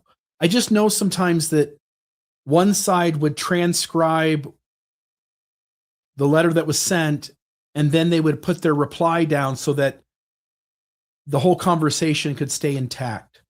So what I don't know is if this letter is in Oliver Cowdery's handwriting or if it's in Warren Cowdery's handwriting. Regardless, the word affair, because the letter itself. The whole letter, here's why I say that. Because it is perfectly clear to me when I look at the F's across the entire letter. Look at the F and from on the bottom left. Mm-hmm. That is styled in the same way that the F's in affair are styled as the same way as the F in filthy. By that, I don't mean like when you start a word or you're in the middle of a word, you might blend in the next letter differently or go to that letter differently. But look at the loop in the F. That look at the double F in the upper right, affirm. That looks like an absolute match. Yes, that's my point. All of the loops in the F's look identical to the loops in the F's in affair. Whoever wrote affair wrote the rest of the letter. But that could be Oliver, right? He got to filthy, and then he wrote maybe scrape down, and then he didn't like it either immediately or before he sealed up the letter to mail it. Scraped it maybe as much as he could, then wrote affair over the top. What apologists argue is that Warren Cowdery gets Oliver Cowdery's letter, and Warren Cowdery is writing affair over top of Oliver Cowdery's use of scrape. So when apologists are making the argument, what they're saying is, look, Oliver originally wrote scrape. Warren or someone else put affair over top. And scrape is a softer word. It can mean any kind of troublesome interaction. Whereas affair in these terms seems pretty dead set on a sexual interaction. And so we'd like it to be scrape. We'd like you to ignore affair. And hence, this being written over is a big deal. Well, it isn't if Oliver Cowdery is the author of the word affair and the author of the letter. It's him making an editorial choice on which word he thought better represents what he wants to say before he sends this off. Now, we'll get to this again later, but when David Patten mentions adulterous scrape, it seems clear that phrase scrape tied to something sexual is in the conversation that David Patten picked up on it, which may lend some credibility that the original letter that David Patten saw from Oliver Cowdery, maybe Warren Cowdery sharing it, is that it said scrape originally. Hence, we need to figure out who wrote affair in, and whether Oliver wrote affair in later or at the time he sent the letter. if he's the one who wrote affair, then he wanted affair to replace the word scrape, and we ought to honor what he did that, why he did that, or what he did that. Let me say it differently. We ought to honor that he made that change, whatever that means. Okay, well, let me suggest if it's Oliver Cowdery and he originally writes scrape, let's presume that as well. Okay. We know from other people that Oliver Cowdery has been wanting to talk about it, but not come out and just say it like it is. That he's hinted and gestured and sort of pussyfooted around it for, I think, obvious reasons. And let's say in this context, he's writing a letter now to his brother in which he says it's a dirty, nasty, filthy scrape of his. And he puts scrape down intentionally because scrape just means a jam that you're in of whatever source, like the wood scrape, remember?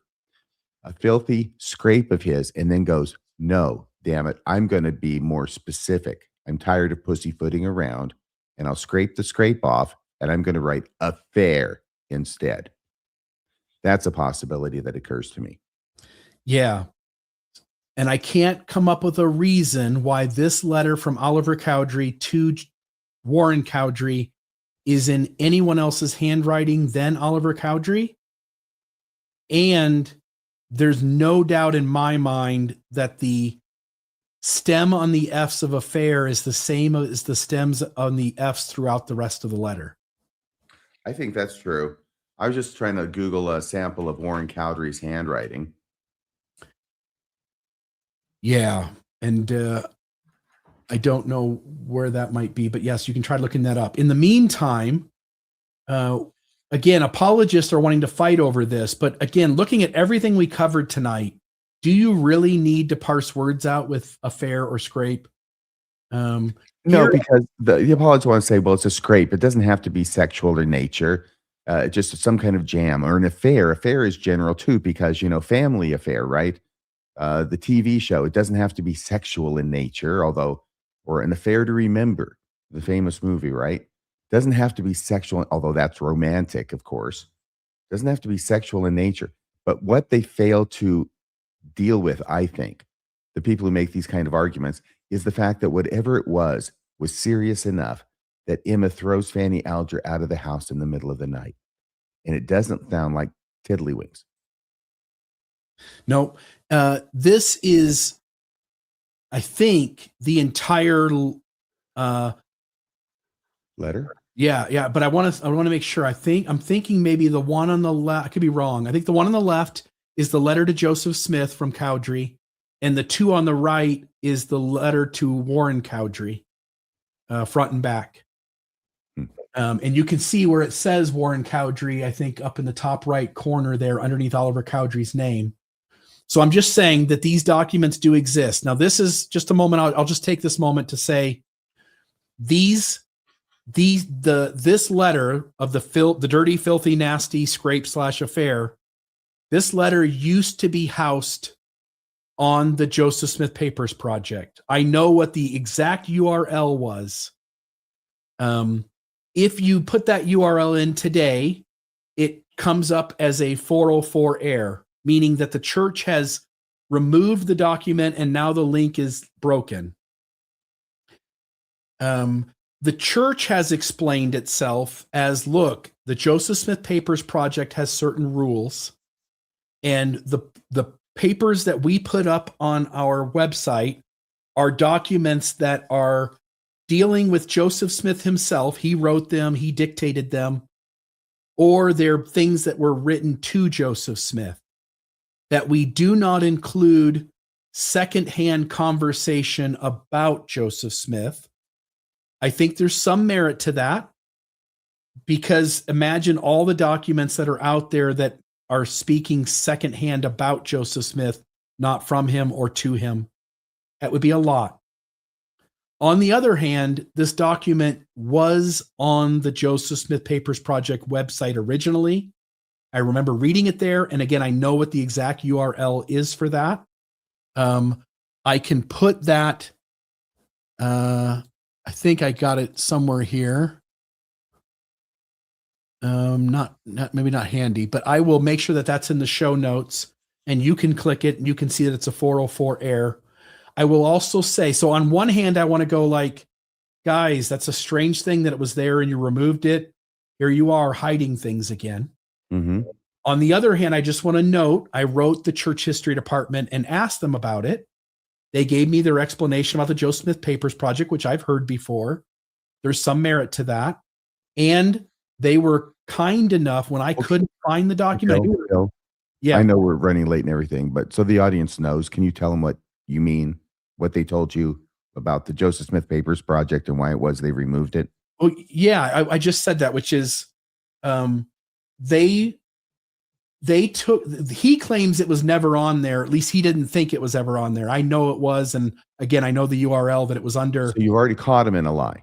Well, or a young person inexperienced who just assumed otherwise. And why assume otherwise? Yes.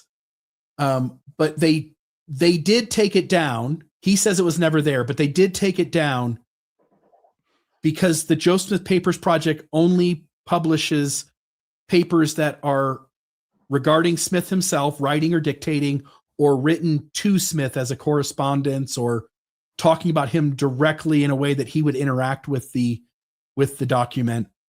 And so just having it reference him, Cowdery's writing Cowdery, Oliver's writing Warren, that doesn't involve Joseph directly, hence it shouldn't be on the Joseph Smith Papers website. And then I'll just say, I knew where this was being housed at the Huntington Library. I think that's maybe West Virginia or something, but I know it's California.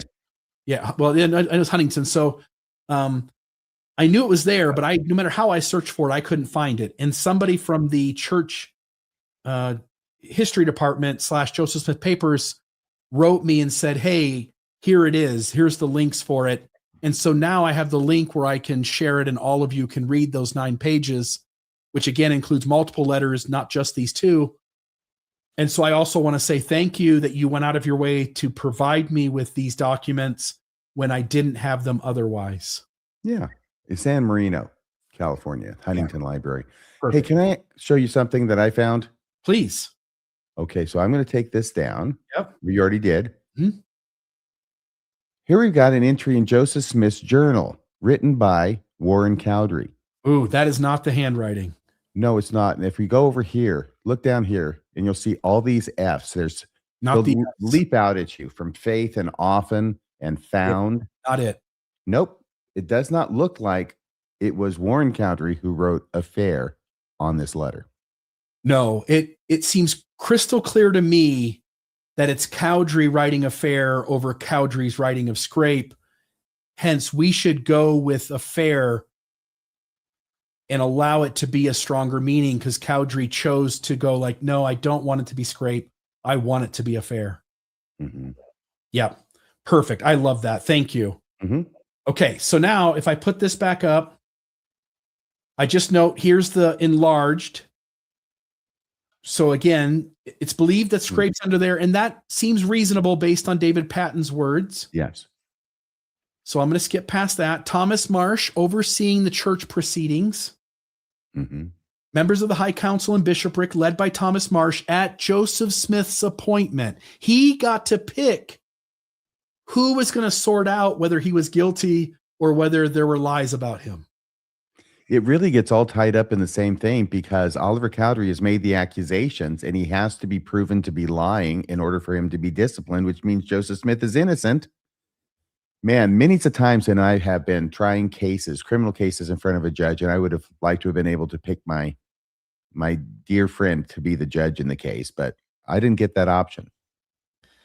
Yeah, you weren't a prophet of God. So they investigated Cowdery and other members of the Missouri presidency for a variety of offenses, including slander against Smith, dealing with the accusations about Smith and Alger. I say that with tongue in cheek, but actually this is worse than that because when I'm representing somebody, I'm not the one who's on trial myself. This is even a step beyond that. Joseph Smith gets to choose the judge of his own case in this sense. It's Oliver, but Joseph Smith's innocence is front and center in the case. Yeah.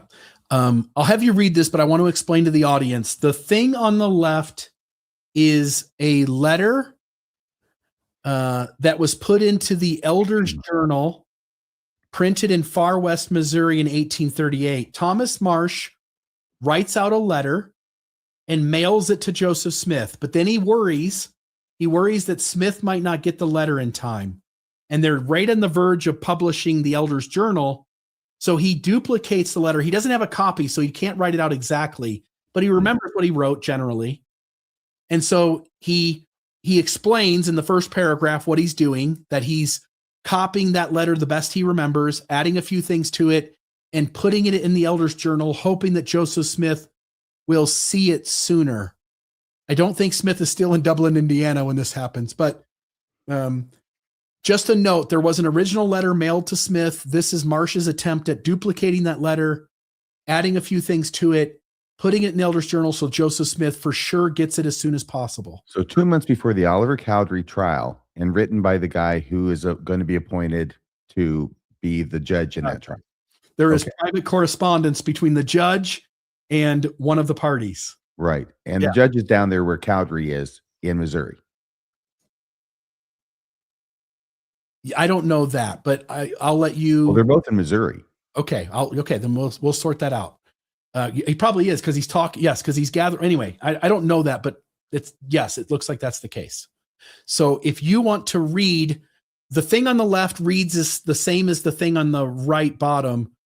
The thing at the top gives us context. So if you want to read the context at the top. I think the context is really important. In early February 1838, David Whitmer, John Whitmer, and William W. Phelps, who composed the first presidency, the presidency of the church in Zion, were removed from office and replaced by apostles Thomas B. Marsh and David W. Patten as presidents pro tem.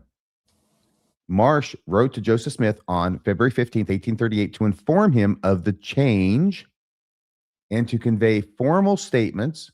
So he's sending along formal statements exculpating Joseph Smith from an implied accusation of adultery made to Oliver Cowdery. So the guy who's going to be the judge is passing along evidence to Joseph Smith, which is good for Joseph Smith. It exculpates him. The letter also included copies of minutes from the meetings in which the former presidency was removed and replaced. Okay. Here's what it says. Agreeable to your request, Brother George W. Harris. Oh, yeah. And his wife might have been one of Joseph Smith's plural wives, too. Lucy Harris and the milk strippings with Thomas B. Marsh. That's going to happen later this year, actually. And Thomas B. Marsh is writing the letter about it. Agreeable to your request, Brother George W. Harris and myself wrote and sent to you our testimony. This is the exculpatory testimony relative to what Oliver Cowdery said about the girl. And that's what it says about the girl. And mailed it on the 4th instant, so the 4th of February. But lest that letter should not reach you through the inquiry of men, the iniquity of men, in case bad guys like Oliver Cowdery keeps it from getting to you, I here send you the same with the addition of Brother Hinkle's testimony. They may not be the same words as the other, for we have not a copy of the former letter. However, this is the same in substance with some addition. So if you don't get the letter, you're going to get the Elder's Journal. All right. This has all been leading up to this part. This may certify that I heard, this is Thomas B. Marsh saying, I heard Oliver Cowdery say to Joseph Smith Jr. while at George W. Harris's house down here in Missouri, remember, in Far West, that he, Joseph, never confessed to him, Oliver, that he was guilty of the crime alleged to him, or alleged against him, as we might say. And Oliver Cowdery gave me to understand that Joseph Smith Jr. never acknowledged to him that he ever confessed to anyone that he was guilty of the above crime. So apparently somebody thinks that Oliver Cowdery is saying that Joseph Smith acknowledged the crime to Oliver Cowdery, right? And now Thomas B. Marsh is saying, Oliver told me, or actually George W. Harris, I heard Oliver Cowdery say to Joseph Smith Jr. while at this house in Far West that Joseph never confessed to Oliver that he was guilty of the crime alleged to him. Okay, so this is in the nature of rebuttal. And Oliver Cowdery gave me to understand that Joseph Smith Jr. never acknowledged to him that he ever confessed to anyone that he was guilty of the above crime. So this is an attempt to rebut what they believe Oliver Cowdery has been saying to other people, that Joseph Smith confessed it to him, and he also confessed it to others. Yeah, and I think it's important that people take a step back and go, lots of things can be happening here in regards to whether Cowdery's telling the truth. Is Cowdery lying? Did Cowdery get Joseph to admit it in one instance and Joseph denies it in another? Who's lying? Who's telling the truth? It seems reasonable to me, as I try to sort all of this out, that Joseph Smith had a sexual relationship with Fanny Alger, that Joseph Smith couched that relationship in spiritual language to justify it. So there may be instances where Cowdery is calling it an adulterous affair and Joseph is denying it, but Joseph acknowledged that he had sex with Fanny Alger and apologized to his wife for having sex with Fanny Alger, but never confessed to having adultery with Fanny Alger. I can't hear you, RFM. Thank you. What I was saying is these are Jacob Hansen level apologetics, where you quibble about the definition of a word without telling the other person that's where your quibble is. Yes. And it seems to me that in trying to sort all of this out, you have to recognize that Cowdery has a friendship with Joseph up until he's willing to hang on to it up until the moment where Joseph is throwing him under the bus and claiming that he's lying. Meanwhile, there have been moments where nod, wink, wink, I'm gonna protect you a little more than I would normally protect another person who's a stranger. And there's no doubt I caught you having sex.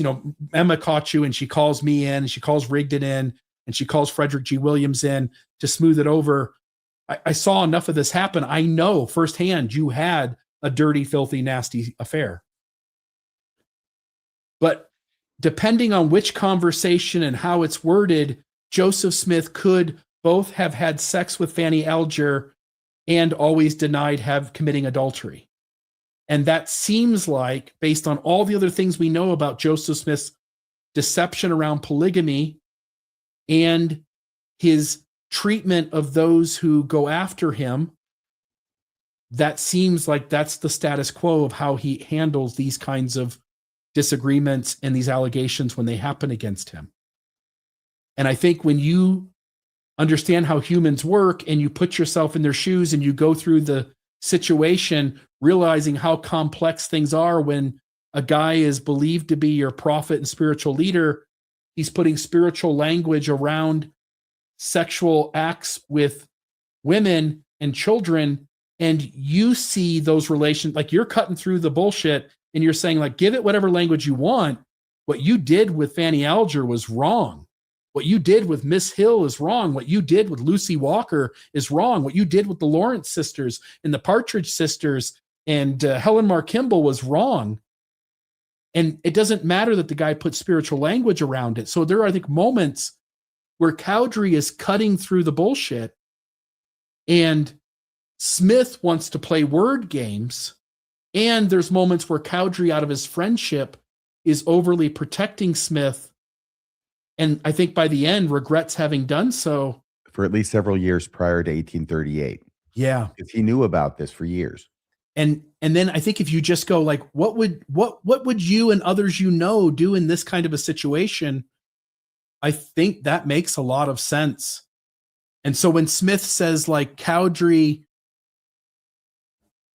because it depends on which person's point of view, right? Like Smith is saying, I never admitted to adultery. I never had sex with that woman, Fanny Alger. Sexual relations. And he's saying Cowdery lied if he said I had adultery. I committed adultery. Meanwhile, Cowdery goes, you committed adultery. Now, remember, Joseph Smith isn't being that explicit. He's just saying he lied. Yep. He's a liar. Yep. And he's hiding that secret definition of adultery versus not adultery. Yeah.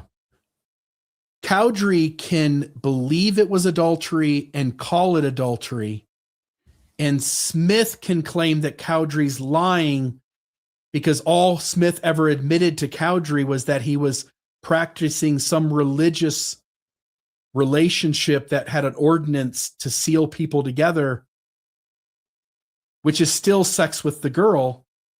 So Smith could admit to sex with the girl under religious ritual, and Cowdery's just cutting through the chase and saying, you committed adultery. What Joseph Smith is trying to give the impression of is that he had never had sexual relations with this girl because he's calling Oliver Cowdery a liar when he's accusing him. But Oliver is accusing him of committing adultery. That's the lie, not whether he had sex. And this is what Joseph Smith keeps to himself. This is part of this private definition thing that goes on. And I see it so much. So I'm thinking that it might well have been going on here. So he's portraying himself as being innocent when actually he's calling him a liar, not about the sex, but about it being adultery, because to Joseph Smith, it wasn't adultery because I was married to her. Yeah, and you see this again when you get to the minutes, which are the charges against Cowdery. We've gone over this several times in past episodes recently, using it for other conversations. Book of Mormon witness Oliver Cowdery, for instance, and the Book of Mormon witness David Whitmer, this came up. But notice this, for seeking to destroy the character of the prophet Joseph Smith by falsely insinuating that he was guilty of adultery. That's a certain kind of sex. That's a broken contract, broken agreement kind of sex. Joseph goes, I never committed adultery. God gave me sacred permission to sleep with whatever women I wanted as long as I did it under the auspice of a religious ritual that sealed us for as husband and wife. And so Joseph can call something a lie, and his judge that he assigns, Thomas Marsh, can call it a lie when all Cowdery is doing is going, I'm not playing word games. You're not blaming this on God. You slept with a child, probably lots of them, but you slept with a child and you're trying to justify it. You committed an affair. No ifs, ands, or buts. Okay. I'll really quickly just say apologetic reconciliation. You have Brian Hales. What shirt is that he's wearing? That's Mormon discussion, leading with faith. That's me back in the Brian has asked me to remove this image from the internet, and I refuse, Brian Hales, because you're a fan and you know it. Be proud of it, Brian. You love Bill. Plus, you look good in that shirt, Brian. You should wear it. You should wear it at least once a week. It looks a bit wrinkled to me. I think it needs an iron. He didn't iron it. He took it out of the box. He put it on, and he sent me a picture of himself in it. And then he got rid of it. He asked for the shirt, by the way, I don't think I said, I'm not the kind of guy who goes around trying to give my shirts out. He asked for a shirt. I mailed it to him. And then he took a picture to say, like, I got your shirt. Look at me and your shirt. And then you got disappeared from Fair Mormon, and now he wants you to get rid of the picture. He wants me to make him disappear in the picture. This is classic Mormon. I mean, this guy's intelligent. He's an educated person. He's a freaking anesthesiologist, for crying out loud. But this is his response to things he doesn't like, is destroy them, just like that paper you wrote. You wrote a paper that he didn't like about Joseph Smith's polygamy, and instead of disagreeing with it and saying, I think you're wrong here, here, and here, and let's have a public discussion about it, he says, I tell you what, I've written this paper that's going to totally eviscerate your dumbass paper, Bill. And here's the deal. If you just get rid of your paper and take it down, then I won't put my paper up. Isn't that true? Didn't that happen? That happened. Let me tell the ending, though. Yeah. Instead of responding to him and doing what he asked, I just took his paper and created a part 2 where I answered in the episode the questions that he threw out or the problems he suggested, and solved all of it by still holding to my position and working rationally through the problem and making it so that his paper didn't accomplish anything he wanted it to. Well, the first thing is you said, screw you, pal. I'm not taking my paper down. It's not working. So then he put his paper up, and then you wrote the response to his paper, which showed that his paper wasn't very good. By the way, this is the kind of reason that I say that Brian Hales is one of the freaks that I'm glad that Emma wasn't given to. There you go. Or the caprices, right? Yes. Okay, so Brian Hales, Don Bradley. So Brian Hales on his website, Don Bradley on the Gospel Tangents podcast, and Fair Mormon. And I've heard it other places as well, but these are the three big ones. Mm-hmm. They always want to come in and go, yeah, but it originally said scrape. And, scrape in a 1828 Webster's dictionary means this. And hence the same thing today. It means a jam. Right. If we go with the second definition instead of the first, or if we make these allowances, then we can smooth it all over and it's not as bad as you think it is. As long as we divorce it from its historical context, where Fanny Alger gets kicked out of the house in the middle of the night by Emma after seeing her in the barn doing what? What is it that could happen between Fanny and Joseph in a barn that would cause such a violent reaction from Emma? Yeah. So I say, if only we had a document that clearly showed how Joseph Smith and faithful leaders interpreted the word scrape. And we in this context, huh? At least in the context of Fanny Alger and Joseph Smith, what does scrape mean, Bill? This is going back to that David Patten document, which we have the original here from, I'm not sure if this is the history of the church manuscript history, but this is the recording of the trial. David W. Patten testifies that he went to Oliver Cowdery to inquire of him if a certain story was true respecting Joseph Smith committing adultery with a certain girl. Again, David Patten is submitting this as a piece of evidence in the entire trial of sorting this whole situation out. Marsh is aware of this testimony. Patten's aware of this testimony, and any other body of people dealing with this counsel are aware of this testimony. He names exactly what's going on. Cowdery has accused Joseph Smith of committing adultery with Fanny Alger. When he turned on his heel and insinuated as though he was guilty, he went on and gave a history of some circumstances respecting the adultery scrape. The adultery scrape. The adultery scrape. Stating that no doubt it was true. Cowdery, this doesn't need Joseph Smith to admit to it. It only needs Joseph Smith and all of the people involved in the disciplinary council to agree on what the words mean. Mm-hmm. And in this instance, we already have Joseph Smith having a chance to share his testimony and to talk about the girl business. What we do not get out of any of this is Joseph Smith going, or Oliver Cowdery going, none of this was meant to be sex. I just kissed her on the cheek and they had a problem with it. No, Joseph's saying, Oliver accused me of having adultery and I'm denying it.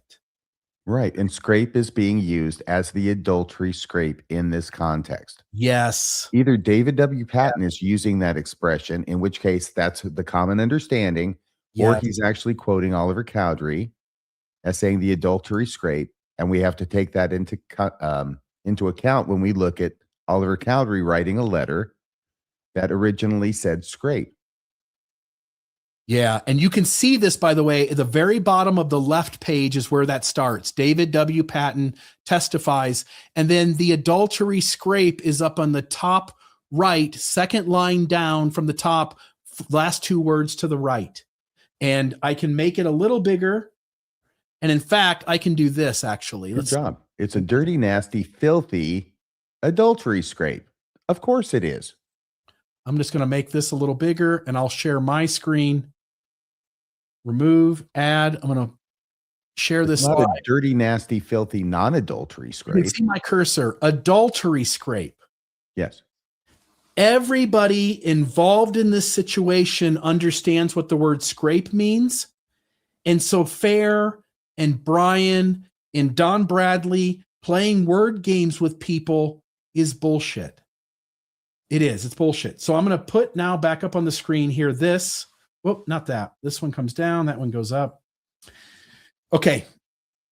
We're at the end. I just want to make some sort of a conclusionary remarks here. I'm glad we're at the end because I thought we might go over 4 hours. Yeah, we're close.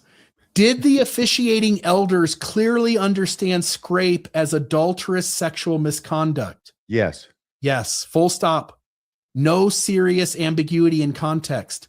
Look at what Patten's testimony that we quoted. A certain story was true respecting J. Smith's committing adultery with a certain girl, gave a history of some circumstances respecting the adultery scrape. Several things are undeniable here. The word adultery is explicitly used before scrape. Scrape is functioning as a colloquial, I think I'm saying that right, shorthand, not a vague metaphor. The testimony links adultery to a specific girl and to a confession of Emma. It doesn't matter whether it happened or it didn't. It's what he's being accused of. And what the apologists want to do is say, no, he's not being accused of that. He's being accused of something different. If you just look at what the words mean, they mean something different. Yes. Look at the way it was described. But this is an adultery scrape. That's the kind of scrape it is. It's an adultery scrape. It says so in the minutes of the hearing. Yeah. So whatever semantic flexibility scrape might have in a dictionary, this record constrains its meaning. The men officiating the court clearly understand Cowdery to be accusing Joseph Smith of sexual adultery. They don't debate what the allegation is. They debate whether Cowdery is justified in making it. And what kind of allegation would it have to be to have Oliver Cowdery excommunicated, at least in part because he made it against Joseph Smith? Right. And then the second part of this, did Joseph Smith himself understand Cowdery's scrape as a sexual allegation? Yes, indirectly, but convincingly. Even though Joseph never says, I understand scrape to mean sex, here's how we know. The charge is treated as slander, not misunderstanding. If Joseph Smith or church leadership acting for him thought Cowdery meant a financial scrape, a legal scrape, a social scrape, the appropriate response would have been clarification, correction, and redefinition. Instead, the response is excommunication, framed as punishment for defaming Joseph's moral character, explicitly tied to sexual sin allegations. That's how you tell the target of the accusation understood it. Joseph Smith never objects that Cowdery misunderstood events. He never objects that Cowdery used misleading language. He never objects that Cowdery exaggerated a non-sexual issue. Instead, the institutional response assumes Cowdery is accusing Joseph Smith of adultery, and that accusation is intolerable. Joseph Smith does not publicly repudiate Marsh's framing. If Marsh had mischaracterized the allegation, Joseph had every incentive to correct him. Are you on another slide by now, Bill? He didn't. Oh, I'm so sorry. Yes. I wasn't sure and I didn't want to change it anymore. Always feel free because I have my other one that's closer to me that I can read. So you can pause it. You can read all of that, but it finishes off that if Marsh had mischaracterized the allegation, Joseph had every incentive to correct him, and he didn't. In other words, if Marsh in the disciplinary court tells Joseph Smith what is being alleged, Joseph Smith then tells his side of the story of the girl business. Joseph never fixes the allegation. He leaves the allegation to stand and simply says that Cowdery is lying. Yes. Yeah. Very good. And Joseph Smith doesn't tell him about the boy business. No, he doesn't. He tells him about the girl business. Guys, it's not that hard unless you are bound and determined not to see what's right in front of your face. All right. Yes, sir. Well, one last thing. So scrape can mean many things, but not when everyone in the room treats it as adultery, disciplines the accuser for alleging adultery, and defends the accused as morally slandered. Ah, very good. Yeah. And then I'll just say this surfaced likely 1835 to 36. I think there's credibility to a sealing taking place.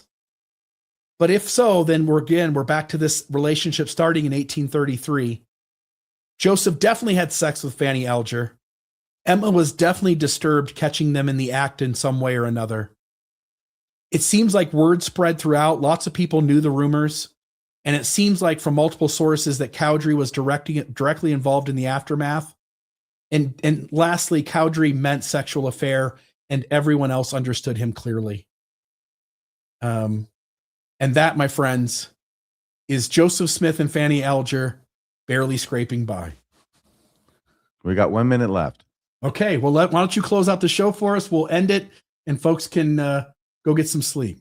Thank you. Everybody, before you go, wasn't that amazing? Bill, bravo, bravo. I don't have my little button for the applause, but I hope everybody out there will join me in a healthy round of applause for Bill. My gosh, 4 hours worth of research. This is incredible. This is of epic proportions, nearly John DeLynn proportions at 4 hours, Bill. Way to go. Everybody, please hit like, please hit subscribe, and please go to mormonismlive.org and make a contribution there, a donation there. If you haven't already, go make a donation there. And if you can't make it a monthly donation, $5 a month is all we ask. And if you want to donate more, we won't stand in your way, but we would like everybody who watches the show on a regular basis to be a contributing member. And if you can't, share this with some friends and family, would you? And let's get our subscribers up. Where are we? About 30,000, 33 now?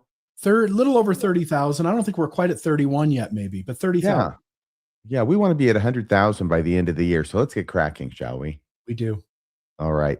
Thanks, everybody, for watching. Catch us on Friday, please, at 8 o'clock p.m. for another edition of Mormonism After Dark. I'm looking forward to that. I just got a whole box full of new, brilliantly colored, nice, shiny bow ties from a listener to the show, as well as a very snappy cap. But I'm going to be wearing one of those bow ties on Friday night, and we'll see which color it ends up being. But, I mean, it's like a huge box full. There must be at least 20, 30, 40 bow ties, all different colors. It's incredible. So that's going to be something to look forward to. Thanks for joining us, everybody. And wow. Sorry, I just went out of focus for a second. I didn't know if that was me or the camera. But everybody, thank you for joining us. Please have a great night. We'll see you next time for another episode of Mormonism Live. Good night.